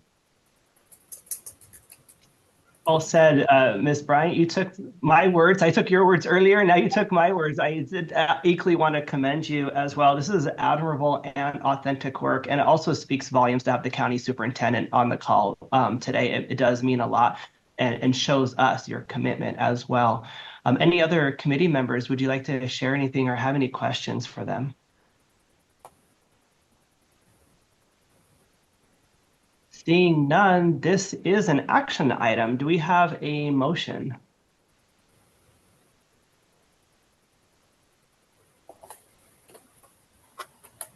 Member Leggett, looks like you unmuted. Were you making a motion? Yes, I make a motion to approve Lake County Office of Education program approval. Excellent. And do we have for their accreditation? And do we have a second on that motion? And we have Member Hallis. So we'll now do a roll call vote. So we'll pass this over to Ms. Bernardo. Allison Leggett, Aye. Patrick McKee, Aye. Bob Fraley, Aye. Alan Hallis, Aye. Mike Hillis, Aye. Malika Bryant, Aye. Juliana Sykes. Oh, sorry. Kevin Taylor. Aye. Congratulations. As you now move forward to the commission approval, Ms. Hickey, did you want to share something? No, I'm good. Okay, excellent. So we want to thank Mr. Buckner, Ms. Tizer, Mr. Schuler, Mr. Falkenberg, as well as Ms. Walker. Congratulations on a job well done as we move forward in the process. Thank you so much.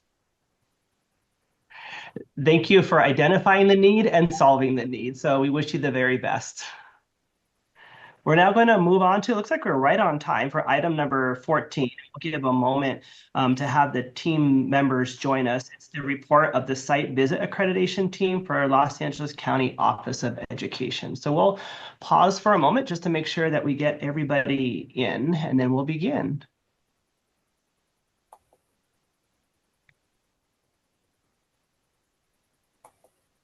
Looks like we have Rami, Nina,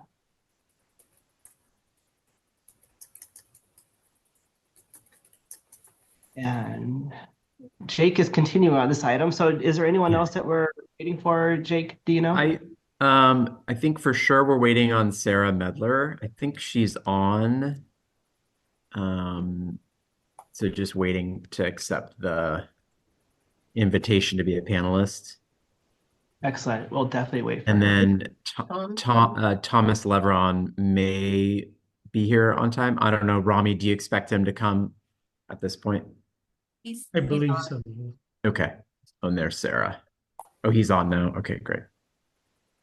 Excellent. So it looks like we have everybody now. Thank you so much, Jake, for your help with that. Yeah. Consultant Jake Schuler will now present this item. He's joined as shared by team lead Nina Potter and institutional representatives Tom Leveron, director, Rami Christofi, director of beginning teacher programs, and Sarah Medler, coordinator. Does anybody need to recuse themselves?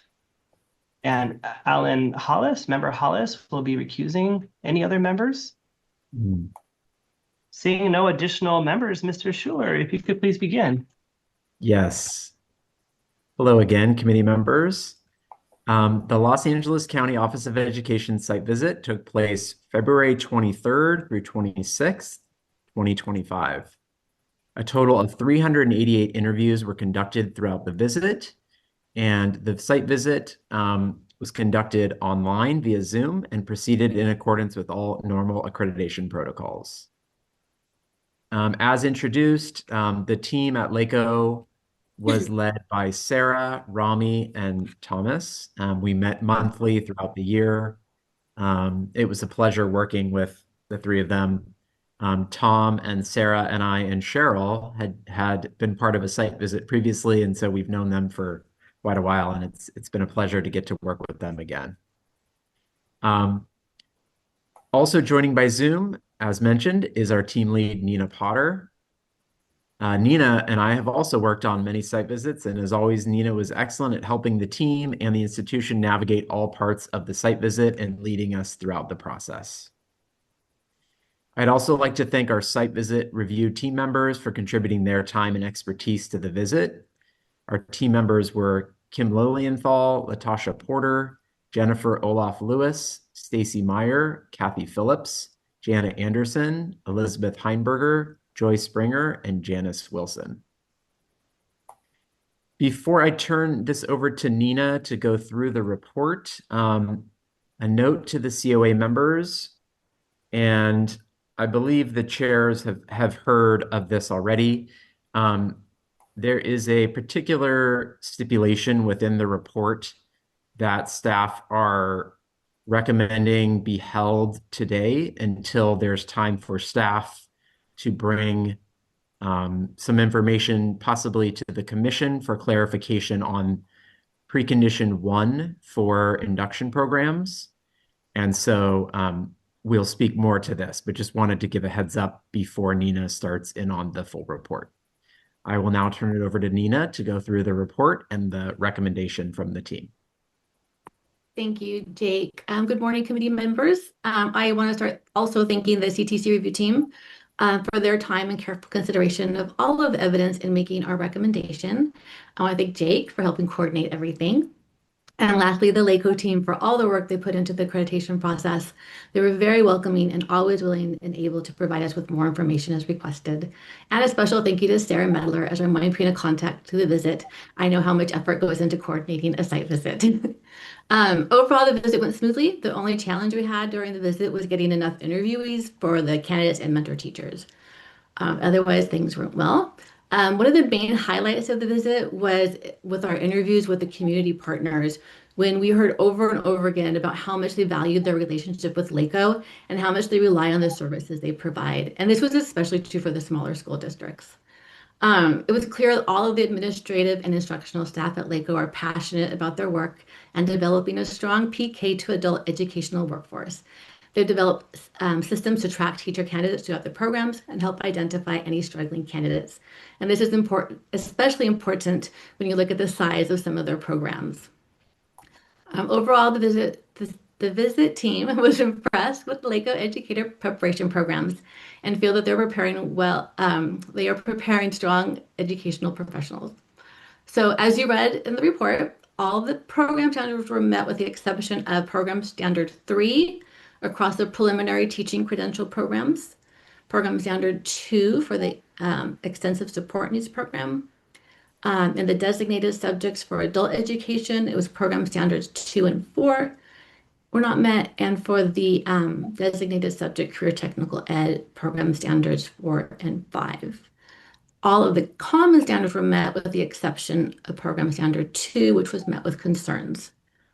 And based on the team's findings on the preconditions, program standards, and common standards, the team is recommending accreditation with stipulations.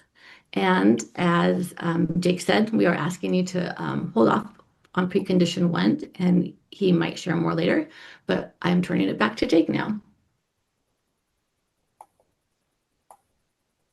And Jake, do we want to pass this at this time over to Ms. Hickey or to talk about the precondition, or do we want to pass this to the institution first?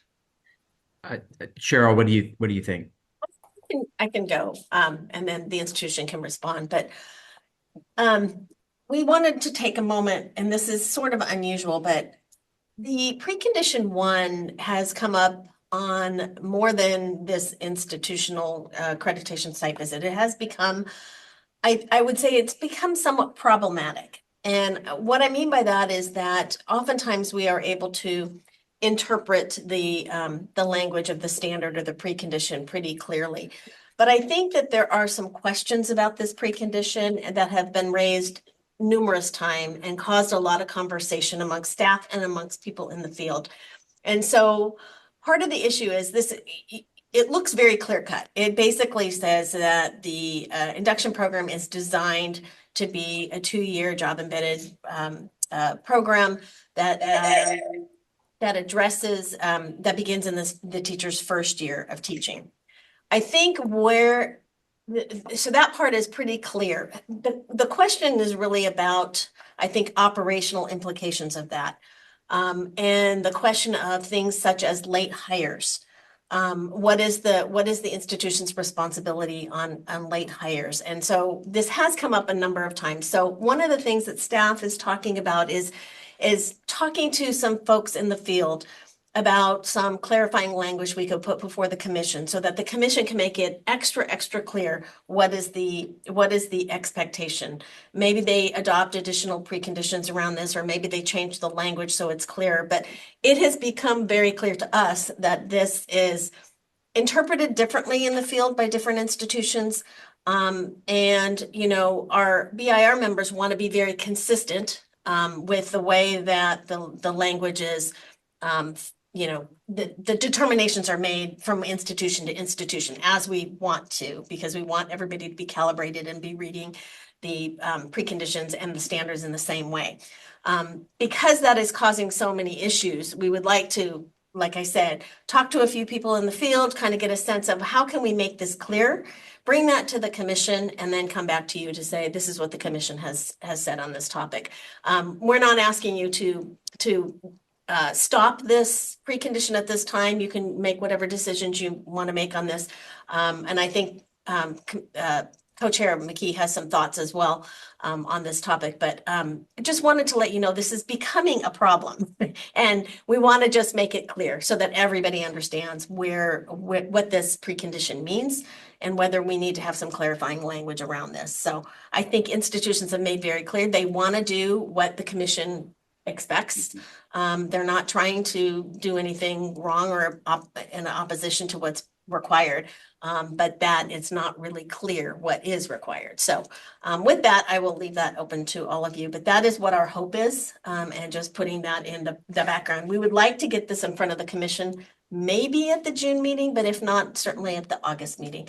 So there's a little bit of time there. I can't guarantee we can get it on in June, but we would like to have those conversations and kind of get some solidified language. So thank you for the opportunity to take a moment on that. I appreciate that, Ms. Hickey. And Co-Chair Fraley, I saw that you unmuted as well. Did you want to share before I spoke?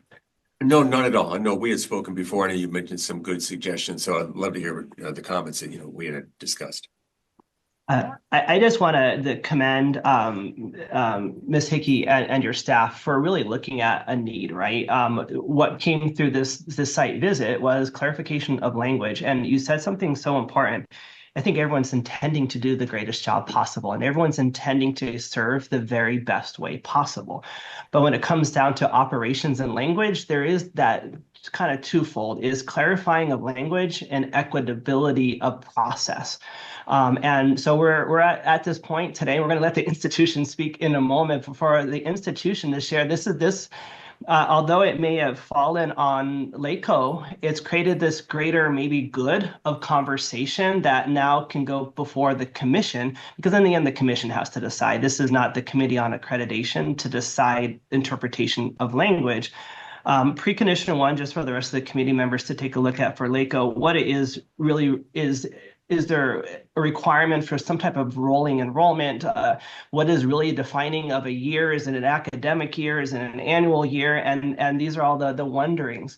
As it relates to today, the wondering is, even if the precondition stands, if language was to shift over the summer, there's nothing LACO would have to implement if a change happens, because it would be a mid-year cohort, which wouldn't necessarily happen until January of next year anyway.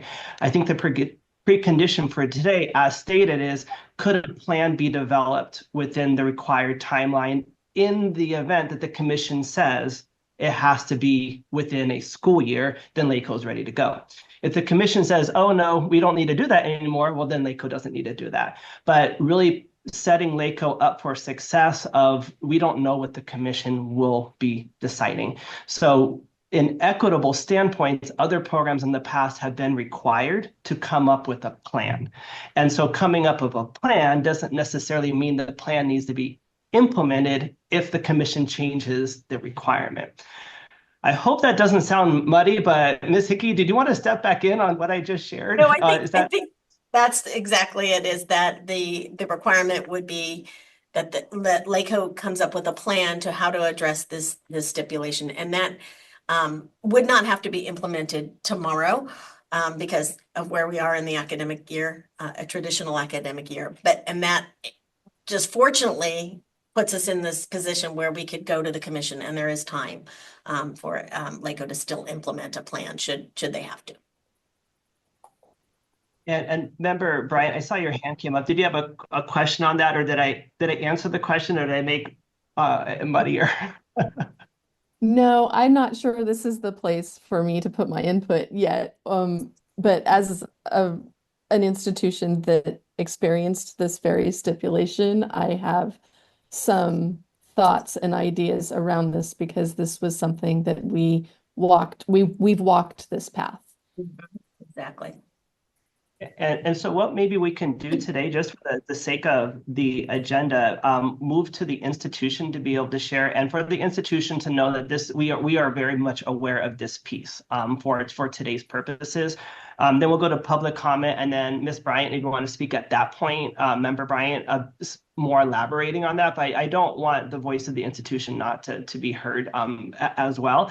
But this is a larger conversation, and so. With that, our institutional representatives, we have a number of members here today, Ms. Medler, Mr. Kostafi, Mr. Leveron. Great to see you all here this morning. Would any of you like to speak about your visit? Yes, I would. Thank you so much, Mr. Miki and the commission. Thank you again, everyone. Good morning. My name is Rami Christofi. I am the Director for Beginning Teacher Programs at Los Angeles County Office of Education, and I am proud to represent the Educator Preparation Unit within Los Angeles County Office of Education. Our unit proudly offers an astounding 12 credentialing programs, humbly serving thousands of educators in the greater Los Angeles County area, neighboring counties, and even extending to some counties at the northern end of the state of California. First and foremost, we extend our gratitude to the Committee on Accreditation and the site visit team, especially Jake Schuler and Nina Potter.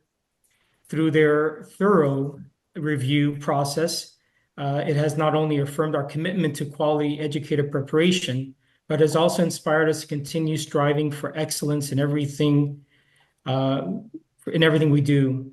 While this recognition provides some validation of our team's tireless dedication to the success of educators and students across Los Angeles County, it has also provided guidance towards refinement and improvement of our programs, which we are eager to fulfill within the stipulated timeline, should it arise. We are grateful to our LACO leadership team, including Dr. Deborah Duardo, our superintendent, Dr. Kanika White, the Chief Human Resource Officer, Mr. Thomas Leveron, Director and Unit Head for our Educator Preparation Unit, Dr. Sarah Medler, who is the Accreditation Lead Coordinator, Ms. Danielle Mitchell, the Director, Dr. Aaron Dover, Project Director for Educational Leadership Programs, Ms. Serena Flores Henson, Project Director, and Ms. Linda Skipper, Project Director for Designated Subjects, who, along with program coordinators and mentors, instructors, and coaches, and of course, our capable support staff, provide visionary leadership and steadfast support to create the foundation for all we accomplish. Their belief is transformative in its power to fuel educators on their mission and on their careers, and we are thankful for their continued partnership in preparing the next generation of exceptional educators. And to our educators who are resilient, passionate, dedicated, and hopefully well prepared for their propulsion into the classroom and their careers. We proudly acknowledge the remarkable work of each department within our Educator Preparation Unit. So being so large, we have 3 departments, but we are one unit. To beginning teacher programs for their unwavering support for early career teachers, helping to shape the future of education with care, expertise, and compassion. To our Educator Leadership Program, thank you for nurturing future school and district leaders who boldly lead with equity, vision, and integrity. And to our Designated Subjects programs for their commitment to career technical education, adult education, and specialized credentials, ensuring we meet the diverse needs of our region and our community.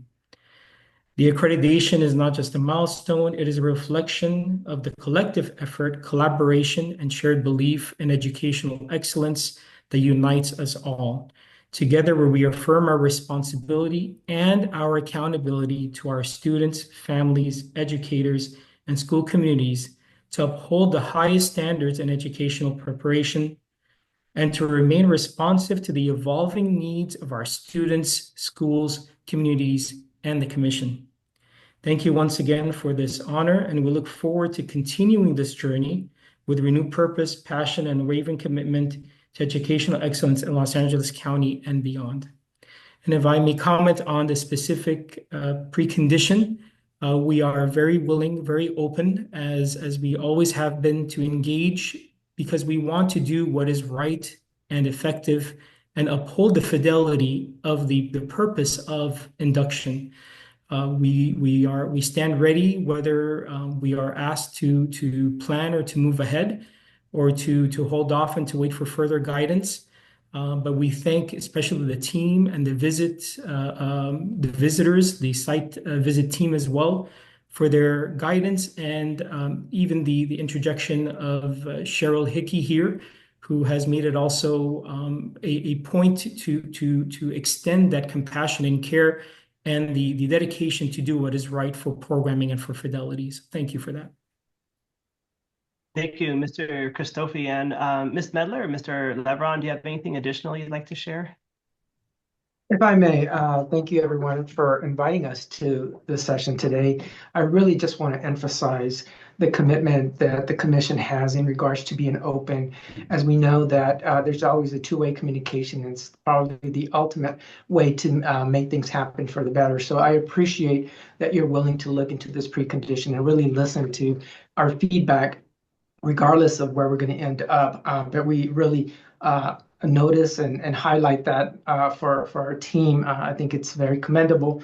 I do want to say that we really support what you do in regards to consistency throughout the state and the continuous improvement, because those are the things that are going to make a lot of difference within the education and those that are coming to ultimately become clear teachers. And so again, just really thanking the whole team for the support, the guidance, and making this process very easy, in the sense that the collaboration, the communication was really there at all times, and having multiple people come in as necessary to really understand where we were and what we needed to do. But we look forward to the outcome of the precondition. And again, I'm grateful for the collaboration that we've had for so many years with you and LA County Office of Education. Thank you.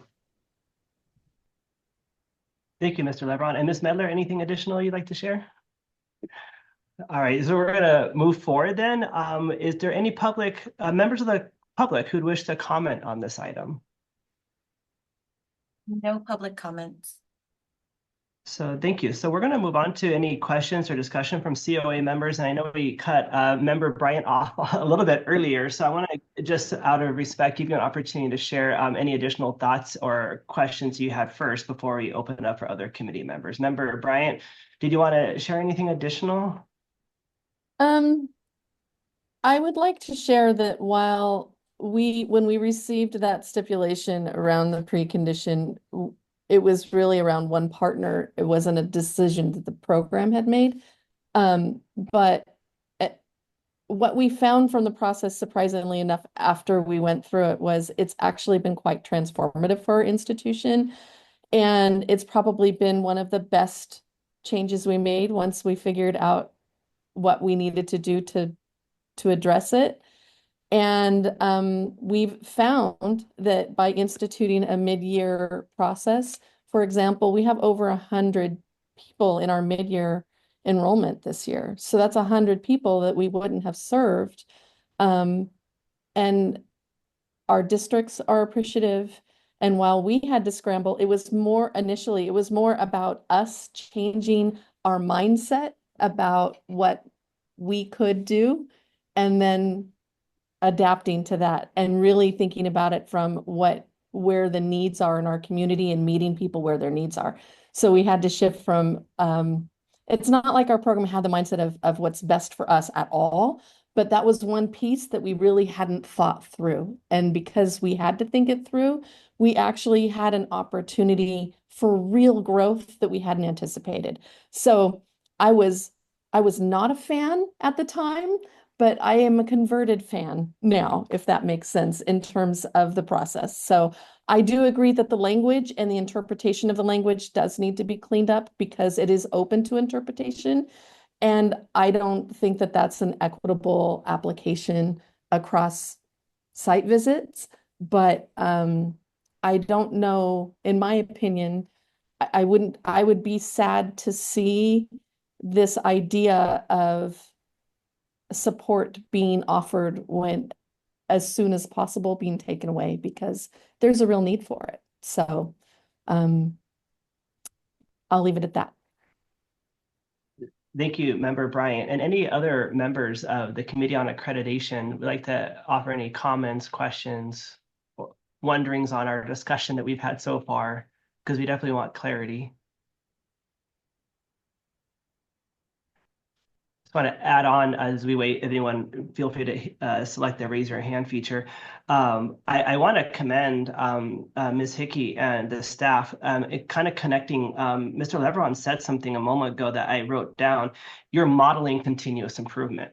Like anyone that comes before us, we ask them how are they demonstrating continuous improvement. And right now, CTC is modeling this. They're taking something that really came up through a visit and they're looking at it.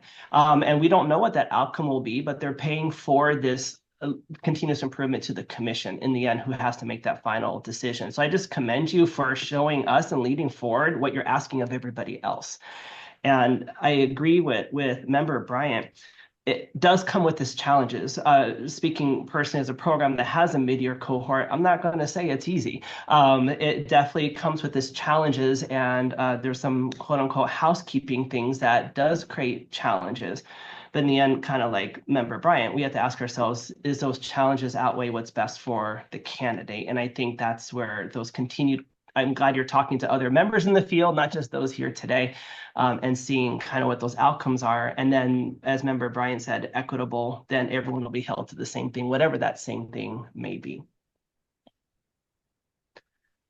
Any other members, anything additional? I didn't see any hands come up.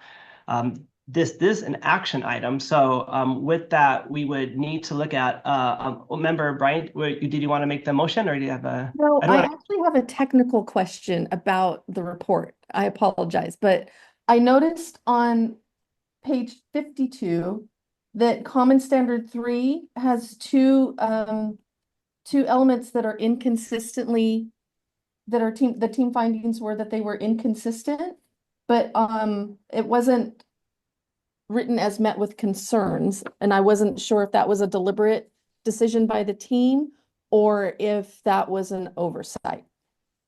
Thank you. It was a deliberate decision. It has to do with the number of programs that they have and how many were, inconsistent. And so it was, and I know I don't have it on my notes. I don't remember exactly which programs it was, but basically it just didn't, even though there were some questions with individual programs, it wasn't across the board, so we didn't feel it went to the common standard level. I hope that makes sense. And I think, Nina, they were reflected in the program reports as well, right? Yes, So that's where the definitely. findings ended up. Okay. Yep. Thank you. And thank you for that clarification from reading. You have quite a few programs at LACO, and it looks like you're trying to honor the unit as a whole versus looking at those individual pieces. And with the number of programs, that does make sense. But I appreciate Member Bryant that we want the technical questions to come forward just for everyone's clarity. So thank you for bringing that up. And then definitely if there's any other questions that anyone wants to offer, or if there's a motion, we're also open for a motion as well.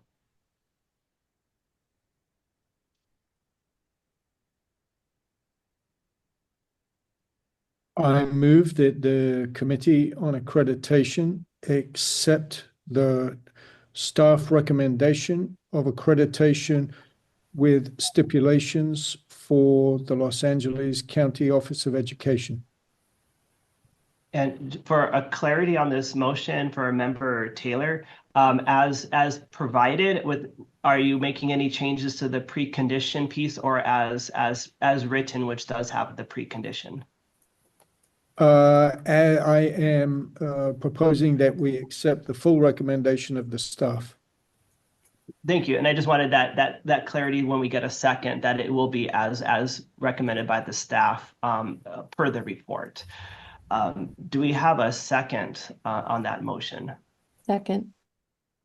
And I didn't. I think that was member Leggett. No, or Okay. member Bryant. Bryant, I think. Member Bryant, thank you. I didn't get to see the green highlight fast enough, so I appreciate that. So with that, we have now an opportunity for a roll call vote. And Ms. Hickey, is there anything else we need to clarify before the roll call vote, or are we good to go? I don't think so. Oh, go ahead. Cheryl, I just Okay. wanted, so after the vote, we might need to make it clear that, so LACO could start to work with staff on addressing the stipulations other than stipulation 1, because those we would have that 6-month check-in and then the year from today's action. But stipulation 1 is moving to a different sort of action, sort of as determined. No, as I understand it, stipulation 1 would stay. There would still have to be developed a plan within the 30 days. The issue would be that the plan doesn't have to be implemented until we resolve this, but there would be a plan that they would begin thinking about what would they do. Okay. Got Is that my understanding? Is there anybody on the COA am I interpreting that wrong? That was the intent of my motion. Okay. Exactly what Cheryl said. We heard LACO commit to writing a plan, developing a plan. And I acknowledge them and admire them for being committed to doing that. And there's no need for the plan to be acted on immediately as the COA and the staff and the full commission take that issue under consideration.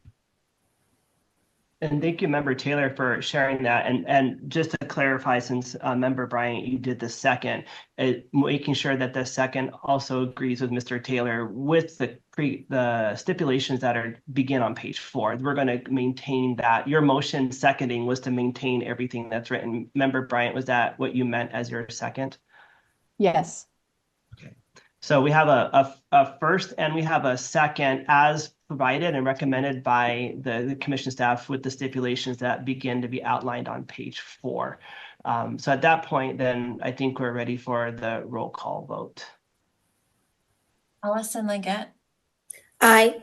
Patrick McKee, Aye. Bob Fraley, Aye. Len Killis, Aye.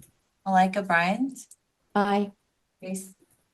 Juliana Sykes, Aye. Kevin Taylor. Aye. Thank you. So it looks like the motion carries, and I want to add on what Member Taylor said as well. I just commend you for the Los Angeles County Office of Education to being open for this process and really leading forward, because it is a conversation that's going to be an impact statewide, it sounds like, as it moves forward to the commission. So thank you, Ms. Medler, Mr. Christofi, Mr. Leveron, Ms. Potter, and Mr. Schuler for presenting today, making us aware of some work that needs to be done, and for your openness and having these conversations with commission staff and with us this morning. Thank you so much. Thank you. We're going to move to item number 15, which is the report of actions taken to address stipulations for the California School for the Deaf Fremont. And we're going to pause for a moment just to make sure we get everybody into the room. And it looks like this is, while we're waiting for anybody, will anybody be recusing themselves in this item? Looks like no recusals on this item. And it'll be presented by, looks like Mr. Hattrick. I think, is he present in person?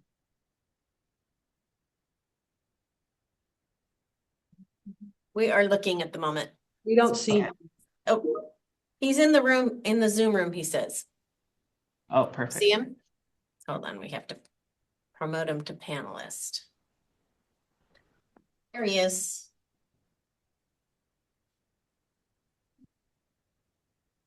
There's Hi, William. there's. I see ya. Here I am. Thank you so much. And we're just waiting to get the other members present. And just for the team, it looks like some people are present in the room together. So if the team could share, is there anyone they're waiting for, or is everybody together in that one room? Oh, no, we're all here. Mm-hmm. Excellent. Okay, then I'm going to go ahead and begin with the introductions. Thank you so much.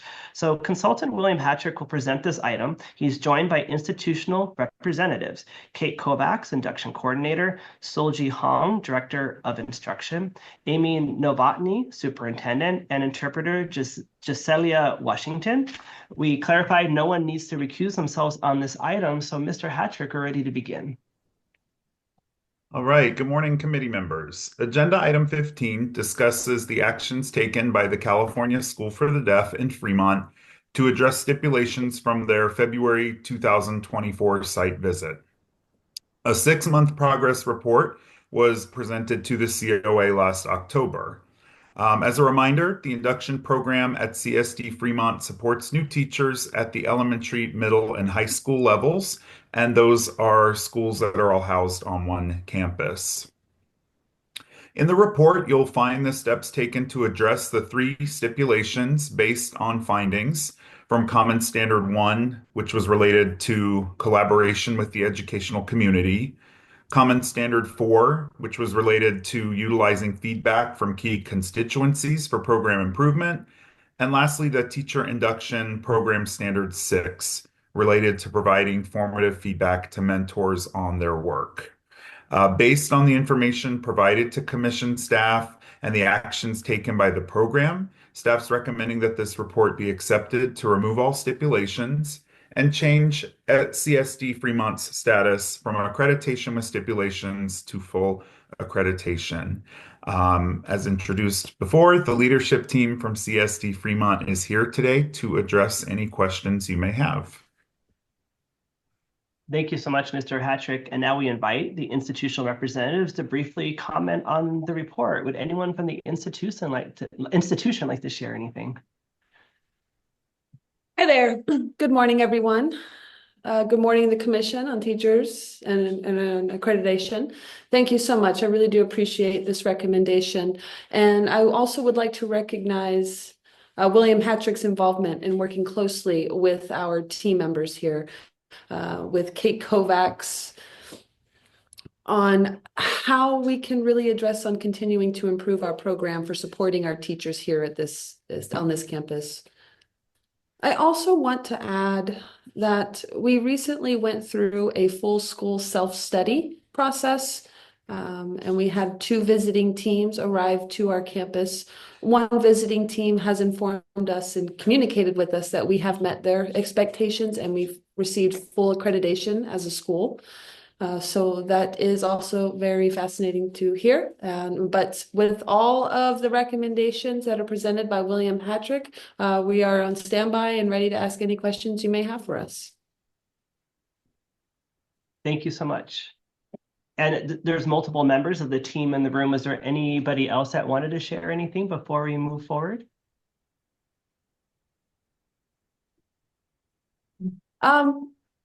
This is Kate. The report that was submitted to William does show the work that we have done from past visit from last year. And then we have been working to ensure that we do meet all of the expectations and satisfy what we need to improve in, and recognizing that this process does help us improve in what we have been doing. We felt like we were doing good, but changes have happened over time for different reasons. So it's nice to see how much we've evolved over time this last year. Thank you so much. So now we have an opportunity for any member of the public to comment on this item. Do we have anyone with a public comment? There are no public comments, Patrick. Thank you so much. So now it's opportunity for a discussion from our COA members by using the raise your hand feature. Is there any COA members who wish to ask a question or make a comment?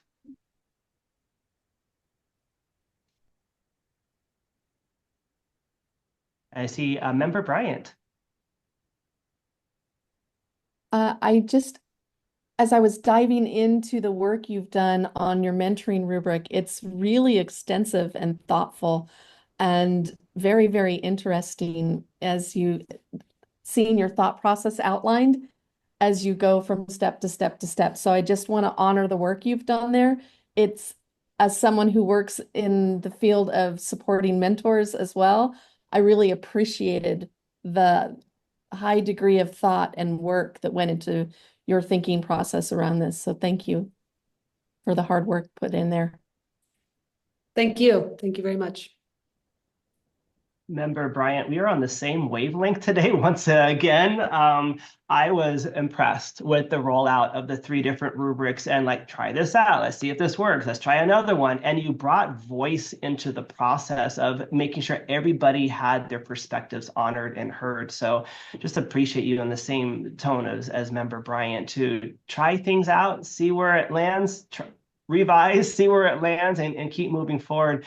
And I agree, like we were almost like brought into the process. It was like a story of your journey, which was wonderful to see. Excellent. Thank you very much. And we have Member Sykes.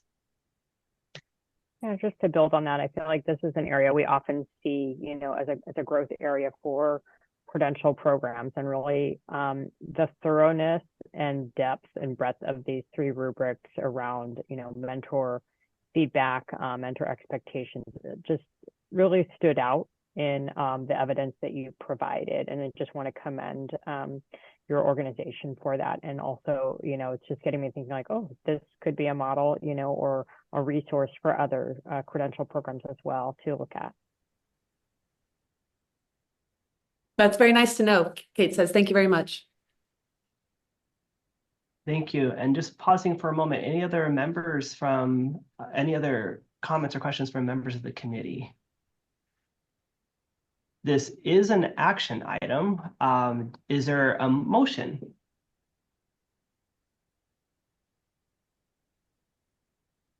We have Member Hallis. I move that we remove all stipulations from CSD Fremont and change accreditation status from accreditation with stipulations to accreditation. And do we have a second?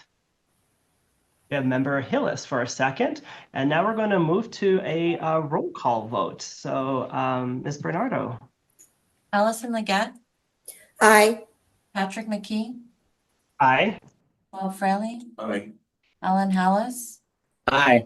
Mike Hillis, Aye. Malika Bryant, Aye. Juliana Sykes, Aye. Kevin Taylor. Aye. Motion carries. Congratulations on the full accreditation.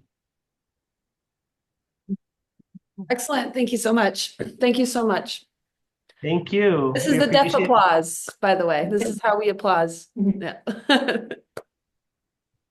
Good. Congratulations. We wish you the absolute best as you move forward. Thank you so much. We're going to move to item number you. 6. We do appreciate it so much. Thank you. You're welcome. We're going to move to item number 16, which is the report of the Provisional Site Visit Accreditation Team for San Mateo Union High School District. As we have the members join us, we're going to wait to make sure we got everybody here. Is there any member of the Committee on Accreditation who will be recusing themselves on this item? Seeing none. I saw that Roxanne's joined us. Welcome. Let's see if we have everybody else here. I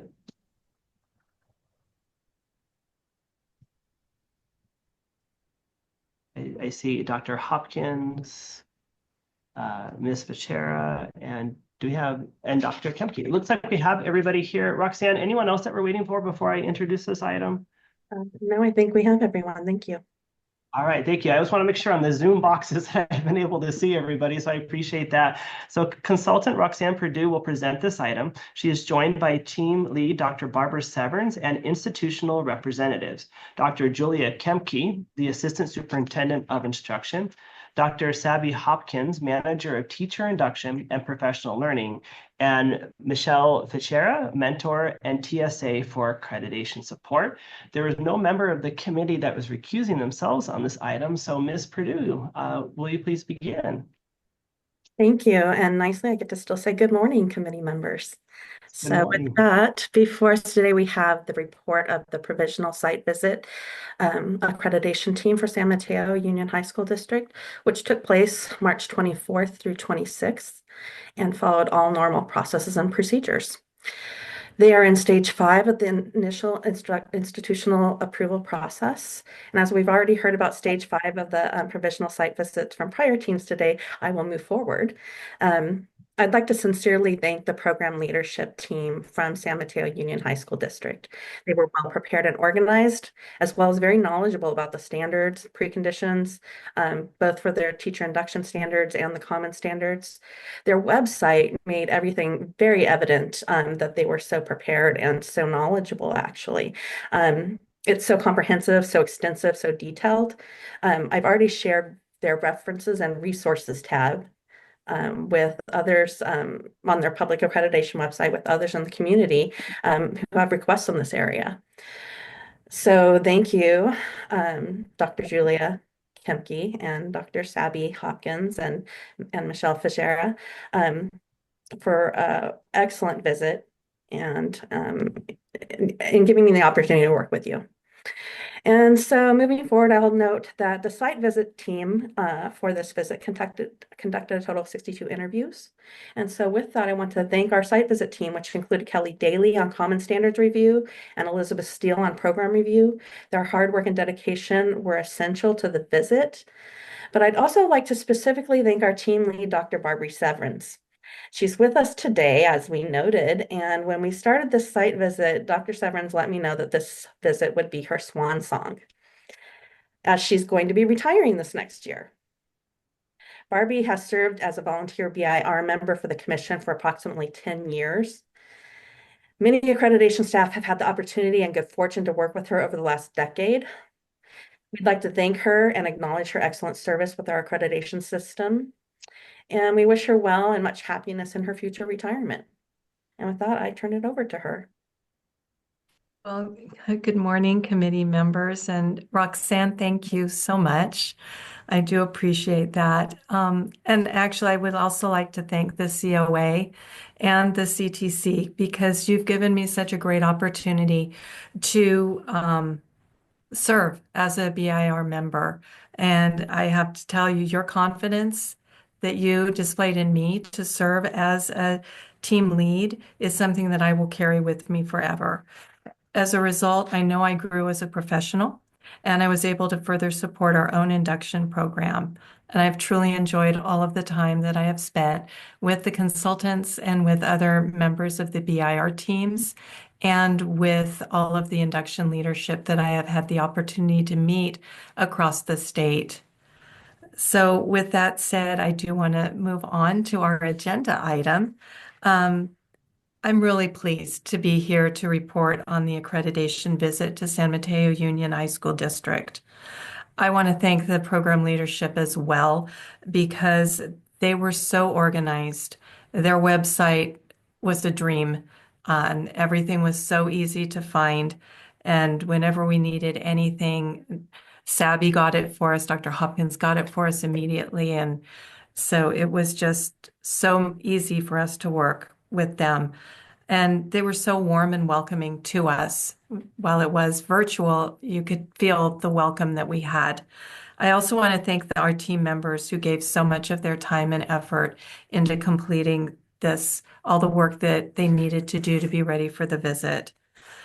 San Mateo's program provides a seamless orientation for their beginning teachers into teaching and into the specifics of their district. There's support for the induction program across the district, from business services to curriculum and instruction, and from the superintendent to the district board of trustees. So again, I want to thank the team, my team, and I would like to thank the leadership. We had a unanimous decision of accreditation on every single standard and element. So thank you. Thank you so much. And we now invite the institutional representative to briefly comment on this report. Would anyone from the institution like to share anything? Like to share we have been on a long but steady journey with our accreditation program. We began this in 2017 with an understanding that we needed to have a way to serve the needs of our early career secondary school teachers. I really want to express my heartfelt thanks to Dr. Kemke and Dr. Black, who couldn't be on the call this morning, because they've provided unwavering support in making our in-house teacher program, induction program, a reality. Their commitment to the creation of this program, I think, reflects our organizational's deep commitment to fostering teacher excellence and improving student outcomes across our organization. None of this would be possible at all without the dedication of our incredible group of mentors, whose passion for supporting new educators and their students continues to inspire me every day. It is truly a privilege to work alongside them in this work. I'd also like to take a moment and recognize Michelle Fischera, who is on the call, one of our longstanding mentors, for her outstanding contributions to this accreditation process this year. Her leadership was essential as we organized our evidence and program documentation to showcase our commitment to accreditation standards. A special thank you goes out to our CTC consultant, Roxanne Purdue, she's provided expert guidance. She helped us navigate the accreditation process with confidence, and her support has been truly invaluable when we worked through everything to ensure the strength and integrity of our program was showcased. And then we are, of course, incredibly grateful to the visiting team for their thoughtful feedback and reflection on our program. Their intentional analysis showcased their dedication to supporting novice educators and mentors. And we hope they enjoyed learning from our teachers, mentors, and administrators as much as we enjoyed collaborating with them throughout the process. Thank you. Thank you, Dr. Hopkins. And anyone else from the institution would like to share anything, feel free to unmute. I see both of you saying no, so this is an opportunity to see if we have any public comments. So Ms. Bernardo, is there any public comment on this item? No public comments. Thank you so much. So now is opportunity for discussion from our Committee on Accreditation. Any members of the Committee on Accreditation have anything they'd like to share, any questions you may have?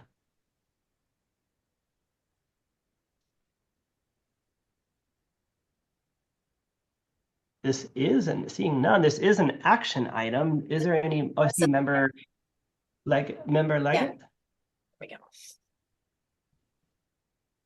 If you want to unmute. A little bit of challenge with the mute button. I apologize for that. Yes, a very impressive work with the district. I think a question that I have is in regards to such a small sample size. And I'd like to just get more information on, like you only have 5 completers. What was done to actually recruit those that had graduated to get a really clear understanding of the success of the program? Because we just noted only 5 completers were interviewed. I'd love to answer that question, but I want to make sure I understand. Is the question about our recruitment of teachers into the district, or about our support of teachers through completion? So this was just from the interviews that were conducted during the site visit. You had 17 candidates that were interviewed, current candidates, but only 5 completers that were interviewed. So just kind of like some background in terms of how you solicited, how you reached out to bring in those that had completed the program to assist with defining, some of the positives and some of the improvement areas for your program. So how did you go about finding those completers to be part of the site review? So as a smaller program, we're always going to have a smaller number of completers that we can reach out to and work with. And we do have folks who are completers with us, but they move into other districts. So our completer number can be a little bit higher than the individuals who are still within our district. So I think that's one thing to consider. In terms of the process, we started reaching out to our program completers in the fall with some information about us being in an accreditation process this year. And then there were both individual and group emails to our current teachers who are program completers, inviting them into the space. We also had I'm just going to name it, we had some challenges with the interview scheduling process in terms of finding a time for them to attend and make sure that we were also scheduling for our year 1s and our years 2s. And so finding a time spot that was going to be work for all of them was helpful. Was a bit of a challenge. For folks who were unable to attend, I did send out a second email to all of them saying, hey, we would really love to have you. Many of them actually have like after school coaching commitments, athletic coaching, which is why they were unable to be there. I'm not sure if that answers your question, Allison, but please let me know. Yes, so you did add some clarity. So you have a number of completers that stayed within the district and then others that were outside. So were these primarily those that were in the district that were interviewed? Yes, that is correct. With the exception of our one charter school. Okay, thank you. Thank you, Member Leggett, for bringing up that question. Just a wonder I have, and that might be more for Roxanne, because to Member Leggett's point, it looks like about 20% of the completers. Does that meet the threshold, though, of what was required for the provisional visit? I think I would note that every time going into a provisional site visit, completers are going to be a little bit lower numbered than percentages in other programs, because they have as they're creating their program, it grows. And so when you look back 2 years on a program that is being created and they're in their stage 5, they just have less completers overall. But as Sabby mentioned, trying to find the later scheduling when everybody across the constituencies needed those late afternoon, early evening times, because they all had dedicated commitments to after school activities, as it is a high school district, as well as those completers who had moved on to other areas within the state, who weren't able to join for the site visit. I think that kind of speaks to where we landed on our numbers for completers. We did take a look at that one specifically and tried for more. As Sabby mentioned, she sent out multiple communications trying to increase that number, and I think we hit as high as we were going to at that point. Thank you. And I think for us, just on our, and I guess I can re-clarify, did it meet, though, the required threshold that for a site visit? There's no numerical threshold. I think the team needs to feel like it's confident in their decisions and that they've spoken to enough of the constituencies that they have a good sense of the overall aspects of the program. So as long as the team was comfortable, the higher numbers are better because you have much more confidence in the numbers. But if the team felt confident in their decisions, then I think it's fine. But we have no specific numerical quotas for interviews. We try to make sure that interviews represent the various, regions that the institution represents, the various pathways and the variety of ways that they provide the program. So, I appreciate it. Thank you. I don't know why in my mind from old BIR training, I was remembering 10% and they had 20%. So I was like, oh, to me, it was like it met that threshold, but I didn't want to go start throwing out numbers that I was making up. Member Bryant. Once again, I just have a technical question. Was this a provisional site visit? Yes, it was provisional site visit in stage 5. Oh, okay. Because it ended probably a little fast when I was explaining that, because I noted that it had been expanded upon by multiple other presentations today who were in stage 5. Yeah, so the format is very different. It's let me see if I can get my thoughts together. Sorry. Okay, thank you for that information. That's useful because the format of the report is not the same format as the other provisional site visit reports that states that it's provisional, unless I'm missing something, which is entirely possible today. Let's see. Yeah, so there's a couple places where we normally put it, like at the very beginning in the title, and it's not in the title. It should have. I mean, I don't know that it matters technically other than it came up here, but yeah, it goes on to the commission, right? Yes, it does. And page 7, there's a paragraph above that at the very top of page 7 that talks about provisional site visit in stage 5. So it's there. It's just not there as prominently in the other programs. But okay. Yes, thank you for noticing that. Well, I just didn't know if there's a a format that's generally followed or not? And because I'm still new at this, I'm still There figuring. is a template, however, the template Okay. needs to be updated. I had to make some changes to the other reports and I didn't catch it here, obviously, to change the title and things like that. But yes, we'll be Thank you. updating that. But yes, there are 4 that have been and will be before you today, if you include this one. So Yeah. all 4 of those will have to go to the commission. Thank you. That's helpful. I appreciate it. And thank you, Member Bryant. We like technical questions because we don't want next month to come back and say, oh, we have to fix something. So I'd rather have the questions now. So I appreciate the observance of that. I'm doing another provisional one right now, so I will listen to your feedback. Continuous Well, it's a improvement. slightly different filter when I'm reading in terms of when I see that up front. It's just a little bit of a different consideration. I would you agree. know, looking at those pieces. So that's helpful. So thanks. And thank you, Member Bryant. I think it kind of even goes up to we've mentioned today also how formatting is it makes it so nice on our end, like those 7th-year reports and everything. When everyone has that same format, our brain is thinking in that way of how things are done. So thank you, Ms. Hickey, for developing the templates and the things so that we all have that mindset when we're looking at so much paperwork. It is helpful because it is a lot to go through and we want to really attend to it well. Definitely open for other questions and discussion or a motion.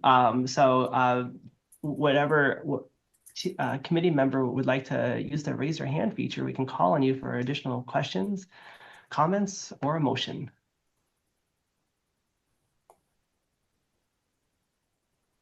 I see Member Hallis. I move that we accept the provisional site visit team report and the recommendation of accreditation for San Mateo Union High School District. All right, thank you, Member Hallis. And do we have a second on this motion? And we have Member Taylor. Thank you so much, Member Taylor, Member Hallis. So we are now going to move to Ms. Bernardo for a roll call vote. Allison Leggett. Aye. Patrick McKee. Aye. Bob Friendly. Aye. Ellen Hallis. Aye. Mike Hillis. Aye. Malika Bryant. Aye. Juliana Sykes. Aye. Evan Taylor. Aye. Motion carries, and we have 2 levels of congratulations. First of all, congratulations, San Mateo Union High School District. We're going to move forward now to the commission for approval. And congratulations to Ms. Severns. Your last lead was a success. So we wish you the best in your retirement, and thank you for all you've done to support the commission's work. Thank you. With that, thank you, Dr. Kemke, Dr. Hopkins, Ms. Fischera, Ms. Severns, and Ms. Purdue. And we're going to move now on to item number 17. As we bring in this group, this is a report of actions taken to address stipulations for Encinitas Union School District. While we're waiting for everyone to come in, is there any member of the committee that's going to be recusing themselves on this item? All right, looks like we have no recusals. Roxanne's still with us, so thank you, Roxanne. And we have, Angelica Lopez, and we have Ashley Tarkeen both here. So it looks like we have everybody. So Consultant Roxanne Purdue will present this item. She's joined by institutional representatives, Angelica Lopez, Assistant Superintendent of Administrative Services, and Ashley Tarkeen, the North Coastal Teacher Induction Coordinator. With no recusals, Ms. Purdue, you are ready to begin. So good afternoon now, committee members. Before us is the report of actions taken to address stipulations for the Encinitas Union School District, whose program is also known as the North Coastal Consortium. So if you hear them both used, that would be why. And sometimes we say North Coastal Consortium is NCC. And so that would be another thing to listen for. I'd like to take a moment to thank and acknowledge the leadership of this program. You mentioned Angelica and Ashley. They worked together in this whole process throughout. Angelica, as the assistant superintendent, really supported Ashley. And Ashley is a BIR member, and she really sees the value in the whole process. So she took a step back and she really took the extra effort to collaborate as a full team involving their whole induction program in order to address the stipulation that they had on their prior report. So the report of actions taken in May 2024 by the COA to address the stipulation for Encinitas Union School District teacher induction program was granted a status of accreditation with stipulations, and it had to be addressed within the 1 year. So this is that 1 year report. While the summary of the report is included with the item, the full report to address the stipulation is also provided as a hyperlink within that summary. The COA's actions specify that the institution provide documentation and evidence on Teacher Induction Program Standard 5. And without going into the whole standard, I want to say some of the words that stand out to me on Standard 5. Defensible, consistent, and equitable processes in place, for the assessment of the candidate's progress towards the mastery of those CSTPs and to support their recommendation of the clear. So with that in mind, that was the focus of Ashley and Helga and their team of mentors meeting and moving forward to address that concern. It was met with concern in that 2024 report, but it was still considered to be met. But the site visit team felt that Encinitas program would benefit from a focused review of the standard and in order to move forward with some more continuous improvement, really. And on page 2 of the summary report, you'll note that there's a table provided which includes a summary of actions taken by the program. This summary includes several hyperlinks with the evidence used to confirm the actions. Of note was establishing both formative and summative assessments with rubrics. That was a massive change in their continuous improvement process. And that major step was agreed upon by their entire induction team, including their mentors. Staff found the actions taken by the Encinitas team to be effective in moving the program forward in its goal of continuous improvement in the areas identified. And with that, staff recommends the removal of the stipulation and the change of the accreditation status from accreditation with stipulations to accreditation. Thank you so much, Ms. Perdue. And now it's an opportunity for institutional representatives to briefly comment on the report. So Ms. Tarquin or Ms. Lopez, is there anything that you would like to share? Briefly, I just want to share that as a part of the consortium, we are very fortunate to offer such an important program to all of our new teachers as we value professional learning and development.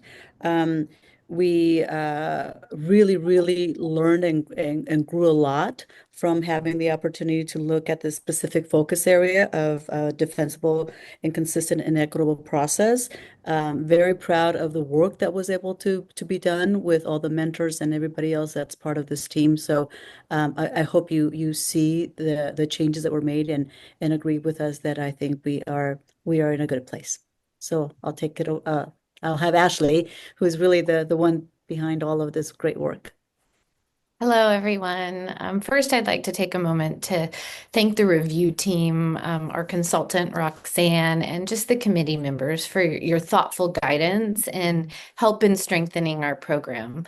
I must admit, while at first I was pretty surprised by the finding, we truly now recognize this valuable process, and we're really inspired by the outcome. All of the things that we added have really led to just such a more thorough, valuable process for our teachers, and our mentors are inspired by it all as well. So I really am just thrilled. This collaborative approach that we took, it just made our program so much stronger. So again, we feel that it really led to a more defensible, equitable, and a consistent process. And thank you again for this wonderful opportunity and for helping us to grow.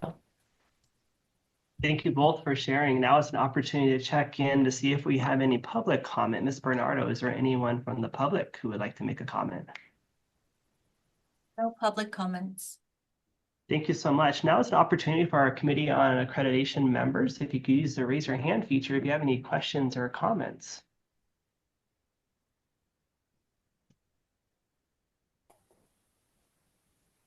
While we're waiting, I just want to add a comment on, I know it's a kind of maybe a theme for today in the spirit of the report. It was so easy to read.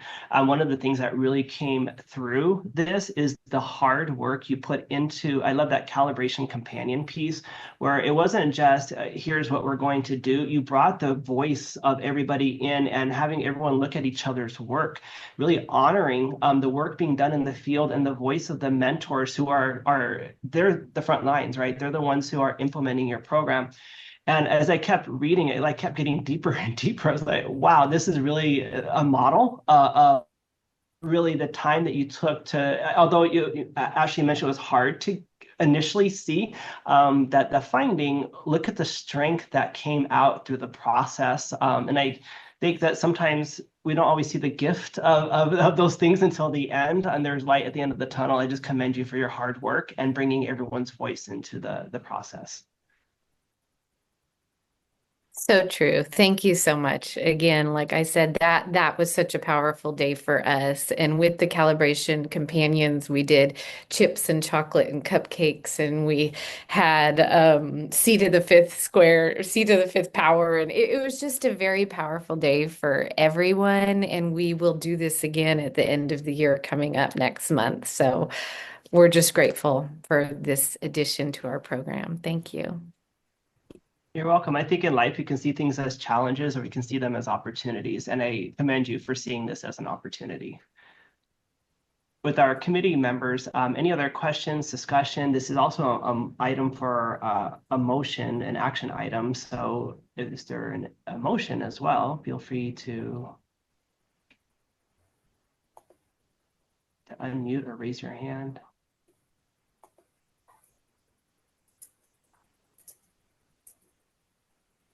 I move to change accreditation status for Encinitas Union School District from accreditation with stipulations to accreditation. Thank you, Member Hallis. And do we have a second on his motion? Thank you, Member Taylor. This is now going to go to a roll call vote. So, Ms. Bernardo. Albertson Legat. Aye. Patrick McKee. Aye. Bob Fraley. Aye. Ellen Hallis. Aye. Mike Hillis. Aye. Malika Bryant. Aye. Juliana Sykes. Aye. Kevin Taylor. Aye. Motion carries. Congratulations on your accreditation. Thank you so much, Ms. Lopez, Ms. Tarkeen, and Ms. Purdue. Thank you all. Thank you for your hard work and dedication. We wish you the absolute best as you continue to move forward on everything you developed. Move on now to item number 18. Item number 18 is the staff report. So we're going to pass the meeting over to Administrator Cheryl Hickey, who will introduce this item. Thank you. Wow, what a productive morning. Appreciate all of you got through everything. That's wonderful. Just wanted to mention a few things before we adjourn for the day. So the COA's next meeting is scheduled for May 15th and 16th, and I believe we will only need one day again. You'll recall that last year when we were setting up the agenda schedule for this year, with an unusual site visit year, we weren't quite sure what we would need this year. So I think you can all release the 16th, and we will be able to complete our work on the 15th. Whether or not that will be virtual in person, Michelle and I will work on the agenda over the next 2 days and hopefully let you know by early next week. So that's the COA meeting, the next COA meeting. So I appreciate that. You might have already heard, but I want to just announce formally that Erin Sullivan has been appointed our director. No longer interim director, but director of the Professional Services Division. Yay! Erin, do you want to say a few things? I just want to open it up to you. Put you on the spot. Oh, we can't hear you. Oh, something going on with your... Okay, all right. Well, she does not have the ability to speak, which is sad. But yes, thank you. We are all very, very happy and thrilled for Erin, and know that she's going to do a fabulous job with this position. So we are also then going to be opening up the other administrative position that she leaves. And so we will have that opened up and seek applications. In the interim, it has been the wonderful Miranda Gutierrez, and she's gotten used to me being in her office every 3.5 seconds. So I really appreciate Miranda. So the other thing personnel wise is that we are currently trying to fill 2 consultant positions for accreditation. So we're working on that still. There's a little bit more limitation now with the governor's back to the office starting in July, and it looks like, you know, our flexibility to hire outside of Sacramento is more limited and kind of going back to the way it is. So we'll see what happens, but we are trying to fill 2 positions, and we're working on that. I wanted to mention a little bit about the literacy certification work we've been doing, because it is enormous. We took the first group of institutions and programs to the commission. Was that last week or the week before? I can't even remember. It's gone by so quickly. That represented 31 programs, which means we still have about 200 programs to go through. But we're working really, really hard. And I just want to turn this over to Miranda, because I've been focusing on sort of the getting through the phase 2 of the work. And Miranda has really been doing a fantastic job of shepherding the phase 3 work, which is the external reviewers. Setting up, we are now reviewing 4 days a week and having virtual reviews, you know, on their own time as well. So it has been a lot of work. And then just the sheer shepherding the documents back and forth. Michelle Bernardo, I have to just give Michelle a ton of credit for keeping track of, you know, all of the documents going back and forth, and the mailbox that is exploding. It's really a lot to keep track of. But Miranda, why don't you just jump in? And then, of course, I just want to mention also our team. We have a lot of our consultants working on this. And it is a lot of staff time, and it's we really are indebted to the external reviewers for the time they've put into the process. So Miranda, turn it over to you. Yeah, so we're pretty thick with phase 3, and that's the external review. And like Cheryl mentioned, we're doing reviews 3 to 4 days a week, starting at 9 o'clock in the morning, going to 4 o'clock in the afternoon. And so, you know, lots of consultant support and support from our external reviewers. We're seeing many step up to do repeat reviews, and so we're very thankful for them and their time. Working our way through getting institutions reviewed. The dates for May review dates will be coming out pretty soon, so we can get folks signed up for those and make sure that we get as many programs as we can reviewed, so that institutions get their feedback and they can respond, and we can provide support however is needed. We've also are starting to institute sort of a little bit of an office hour type of situation, since we're doing the literacy reviews 3 to 4 days a week. When institutions are getting their feedback for phase 3, we're inviting them to join us for what we're calling an office hour, because we'll have staff already in the literacy reviews dedicated to literacy reviews. So we'll have separate breakout rooms so that institutions can come and get support with their programs, trying to maximize our time and be efficient with how we're doing things. So if you're looking for support with that, feel free to reach out to us and we'll get you scheduled on a time. And again, just thank you to all of our consultants and Cheryl and Aaron and everyone and our external reviewers who are really helping us get this work completed. Yeah, it's been a monumental task, and it continues to be, but institutions are doing a great job of turning things around quickly. And we just explained to them, we don't have control over the timeline. It's sort of set in statute that we need to work on this and get this done. So very interesting there. I think, Aaron, you also sent around an item talking about what's next in literacy. There's an EdSource article that I found very interesting, if anybody's interested in what's happening out there. So you may want to read that. But yeah, really interesting.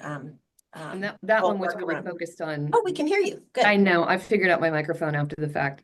Oh, good. I just didn't want to have to speak okay, earlier.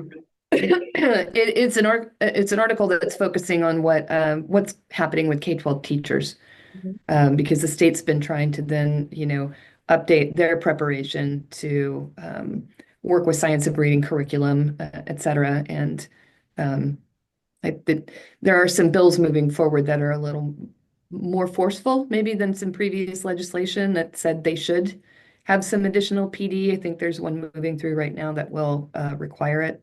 But that was an interesting EdSource article for sure. So check out EdSource. Also, if I can, since we're right on the tail of talking about certain staffing changes, Cheryl mentioned that we're currently filling 2 consultant positions. One of those, of course, is Poonam's, because she left us for other opportunities earlier this year. But the other one that we're filling now is we're filling behind Sarah Solari Colombini. Now, don't panic. Sarah did not leave the commission, thank goodness, but she did apply for Kara's empty grants position. So Sarah has moved over to our grants team. Yay, Kara. Sad face for those of us over on the accreditation side of the house, but we're glad she's still here because we can access her expertise and brain whenever it's available. So those are the 2 positions that we're actively trying to fill right now. Great. And that's a great segue over to Clara. Clara, do you have anything you want to report? Everyone can hear me because I'm new to the room. But yes, so as of the end of March, the grants team has awarded all of the grant awards that we will for this particular fiscal year. So we're very excited about that. I was laughing because I told Cheryl, I don't think I have anything to report, but she said, oh, how about everything? And I'm like, oh, that's right. Because last time I was here, I know I mentioned that teacher residency implementation and expansion would be very popular. And indeed it was. We had 60 applications and we were able to conditionally award 22 applications. So there's a lot of money requests still out there that we unfortunately were not able to support. So we're sad about that. We're happy that all of the teacher residency money has been awarded at this point. There is a potential of a itty bitty bit of money, but we just aren't sure yet with the budget year how that will turn out. But we're hoping, but even that little itty bitty bit of money would not cover all the requests that we had in the spring. So we remain hopeful. There will be new RFAs coming out this fall. Fall to us means like August-ish, due November-ish for classified, reading and lit, and computer science. So there still is money in those particular grant areas. And just stay tuned for more. Yep. Yeah, so I think we're all also waiting to see what's going to be in the May revise, given that this is a really interesting budget year with everything going on with the fires, as well as, you know, with the federal government. All of those things are big unknowns. So I think the May revise is going to be especially important this year. Yes. And someone just reminded me, also school counselor residency will open in the fall. Absolutely, don't forget them. Right. And then I just wanted to mention that at the last commission meeting, the commission appointed 3 new members of the Committee on Accreditation. You'll recall that we have an interesting process where there's an application period, and then there is a nominating panel that goes through the applications and has to choose 2 individuals for each vacancy. They did that. The commission appointed 3 individuals who will take their seats on July 1. They are Connie Campbell from Santa Clara County Office of Education, Michelle Hall from Chapman University, your old stomping grounds, and then Jessica Bogdanovich from UMass Global. So they will take their seats in July, and we'll be saying goodbye to Bob, Kevin, and Jason, unfortunately. So yes. So I think that is it for my report. And Erin, I don't know if you have anything else or if anybody else has anything else. No, I mean, we could go on. I think what Kara said, I don't have anything else except for everything. It's an exciting legislative year right now. So we are tracking a number of bills. If you're interested, our legislative manager, Jonathan Howard, brought an item at last week's commission meeting, so you can follow that. We are looking at some upcoming deadlines that may stop some bills from moving any further this year. So we'll be watching all of that. And then the other big pieces are around performance assessments, I think. July 1 is the rollout of the new LPA, MPA. So it's our new Cal TPA version that is a literacy performance assessment cycle and a math performance assessment cycle. There was a really great, interesting agenda item at last week's commission meeting that presented some of the results from the math performance assessment cycle, which I thought was very interesting. We will be rolling out that new performance assessment, but a great, really complex program sponsor alert was released in the last couple of weeks that talks about sort of that transition from the old performance assessments to the new performance assessments. So that's a really valuable resource if you haven't had a chance to look at that. And then, of course, trying to implement as we move along the recommendations from the RDI TPA panel. Some early things have been implemented already, and then they have their final meeting next week, next Wednesday and Thursday. And their final slew of slate of recommendations will go before the commission in June. And while I have the floor, just want to give a big shout out, a big virtual, thank you to the staff that we have on our performance assessment team. They've been incredibly nimble while trying to roll out this new performance assessment, still doing, extended field tests for DHH and PK3 and doing the math and all of that, all of the things that they do to train and calibrate and help institutions get ready. They have at the same time also been supporting the RDI TPA work and working to get some of those early recommendations rolled out. So they also have been really involved in a Herculean effort. And it would be nice if we could all stop being Hercules in the coming year to be done with literacy, get performance assessments settled out, and start to get back to our site visits and some of our other normal work in the year to come. But everyone's been doing a massive lift in this last 9 months. And Erin, I don't know why I forgot, but there are some accreditation related recommendations coming from the RDI TPA group. I should have mentioned this. You'll want to look over the next, I guess in June, they're coming back with their final recommendations. Is that right? Yes. Part of the recommendations, and I wholeheartedly support this, is to really take a look at that program standard 5 that deals with how programs support candidates. And the language in and around that in particular, because, and what does it mean to embed the TPA in the program? I'm still not completely clear what they expect, but I'm sure that will be made clearer in the next few weeks as they develop their recommendations. But I think it maybe at the next, maybe not at the May meeting, but maybe at the June COA meeting, we'll probably have an item so that you can take a look at that. But please, look at this commission agenda item from last week as it relates to the accreditation recommendation. I think that's focus question number 4, focus section number 4 on accreditation. So I would recommend taking a look at that. Yep. Sounds good. And that's it for me, I think. Thank you so much. And I have a question, and it kind of connects to stuff we said earlier today. First of all, thank you so much for all you're doing to align all the forms and everything that we read, because there's definitely a lot that comes our way. And when they look kind of together, but I have a question just on today. One of the programs, they had everything locked with username and password, and that kind of gets cumbersome on our end when we're trying to open up things. So my curiosity wondering, because it's all public information and everybody's given publicly the username and password, is there a way that those can just be removed? When I was bouncing in and out, I sometimes had to go in and log in again and again, and it was a little bit of a toll and a stretch. And I don't know if it's just on my end, but the whole world has access. So why does it need to be locked? That is a very good question, and it's one we've been trying to tackle. It's certainly the case also in literacy certification. We've been dealing with passwords.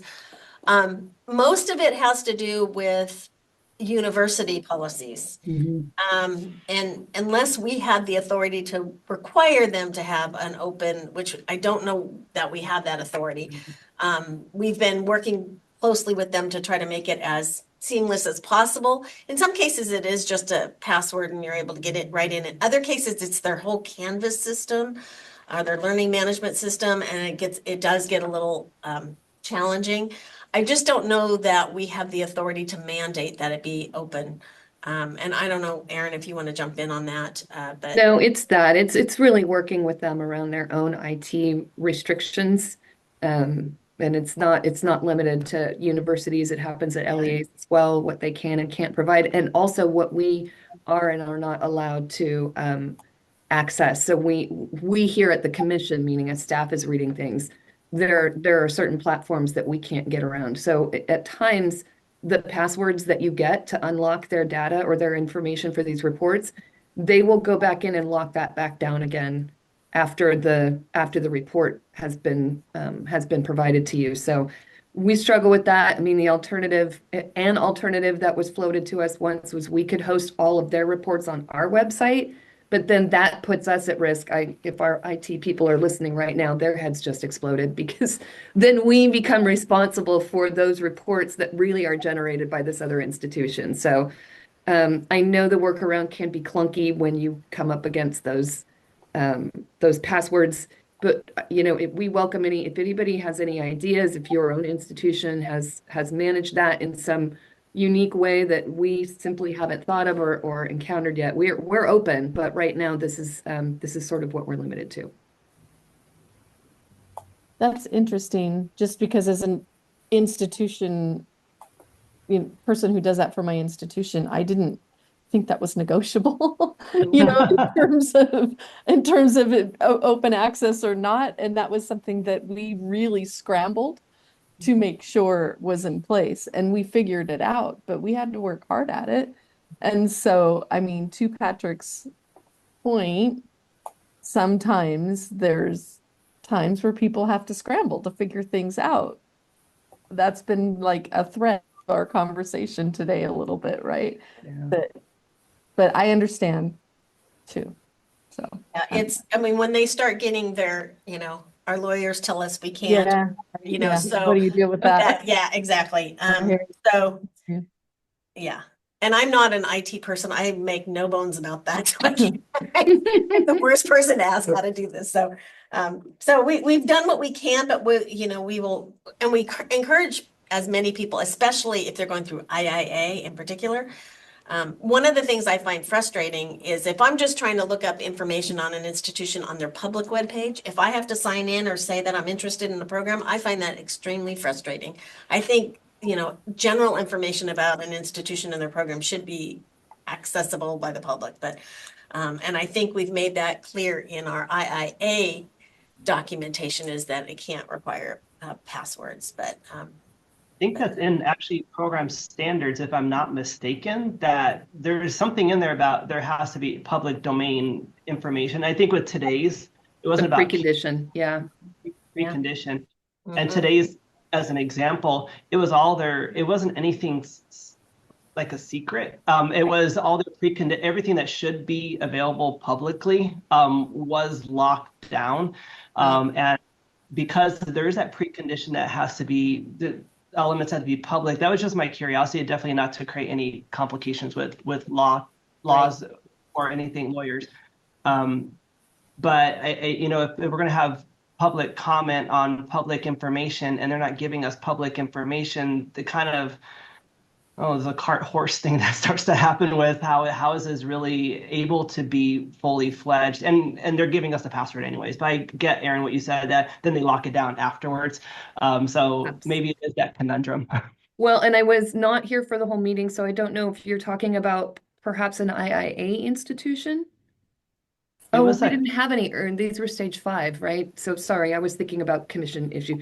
When we're in the earlier stages of IIA and they're still sort of in their developmental stage and they're providing us with prospective information and things like that, it's not always public yet because it's not fully baked, let's say, or it hasn't been fully approved. But that does not apply here because you're not in those early stages with these institutions. And then I'll just add this and then I'll be quiet about it. Is kind of the conversation we had at a larger meeting about this particular thing at the program level was, well, we'll lock individual documents if we need to and give passwords, but not the access to the entire process. Yeah, that's not to everything, because if you're talking of course, we don't want anything that would be related to an individual's work or their identity out there. But that if anyone needed that, that would be a locked document. But as much as possible, we should have things as public as possible per those requirements. So that was a little bit of a mind shift for us too. And it's made it a lot simpler moving forward.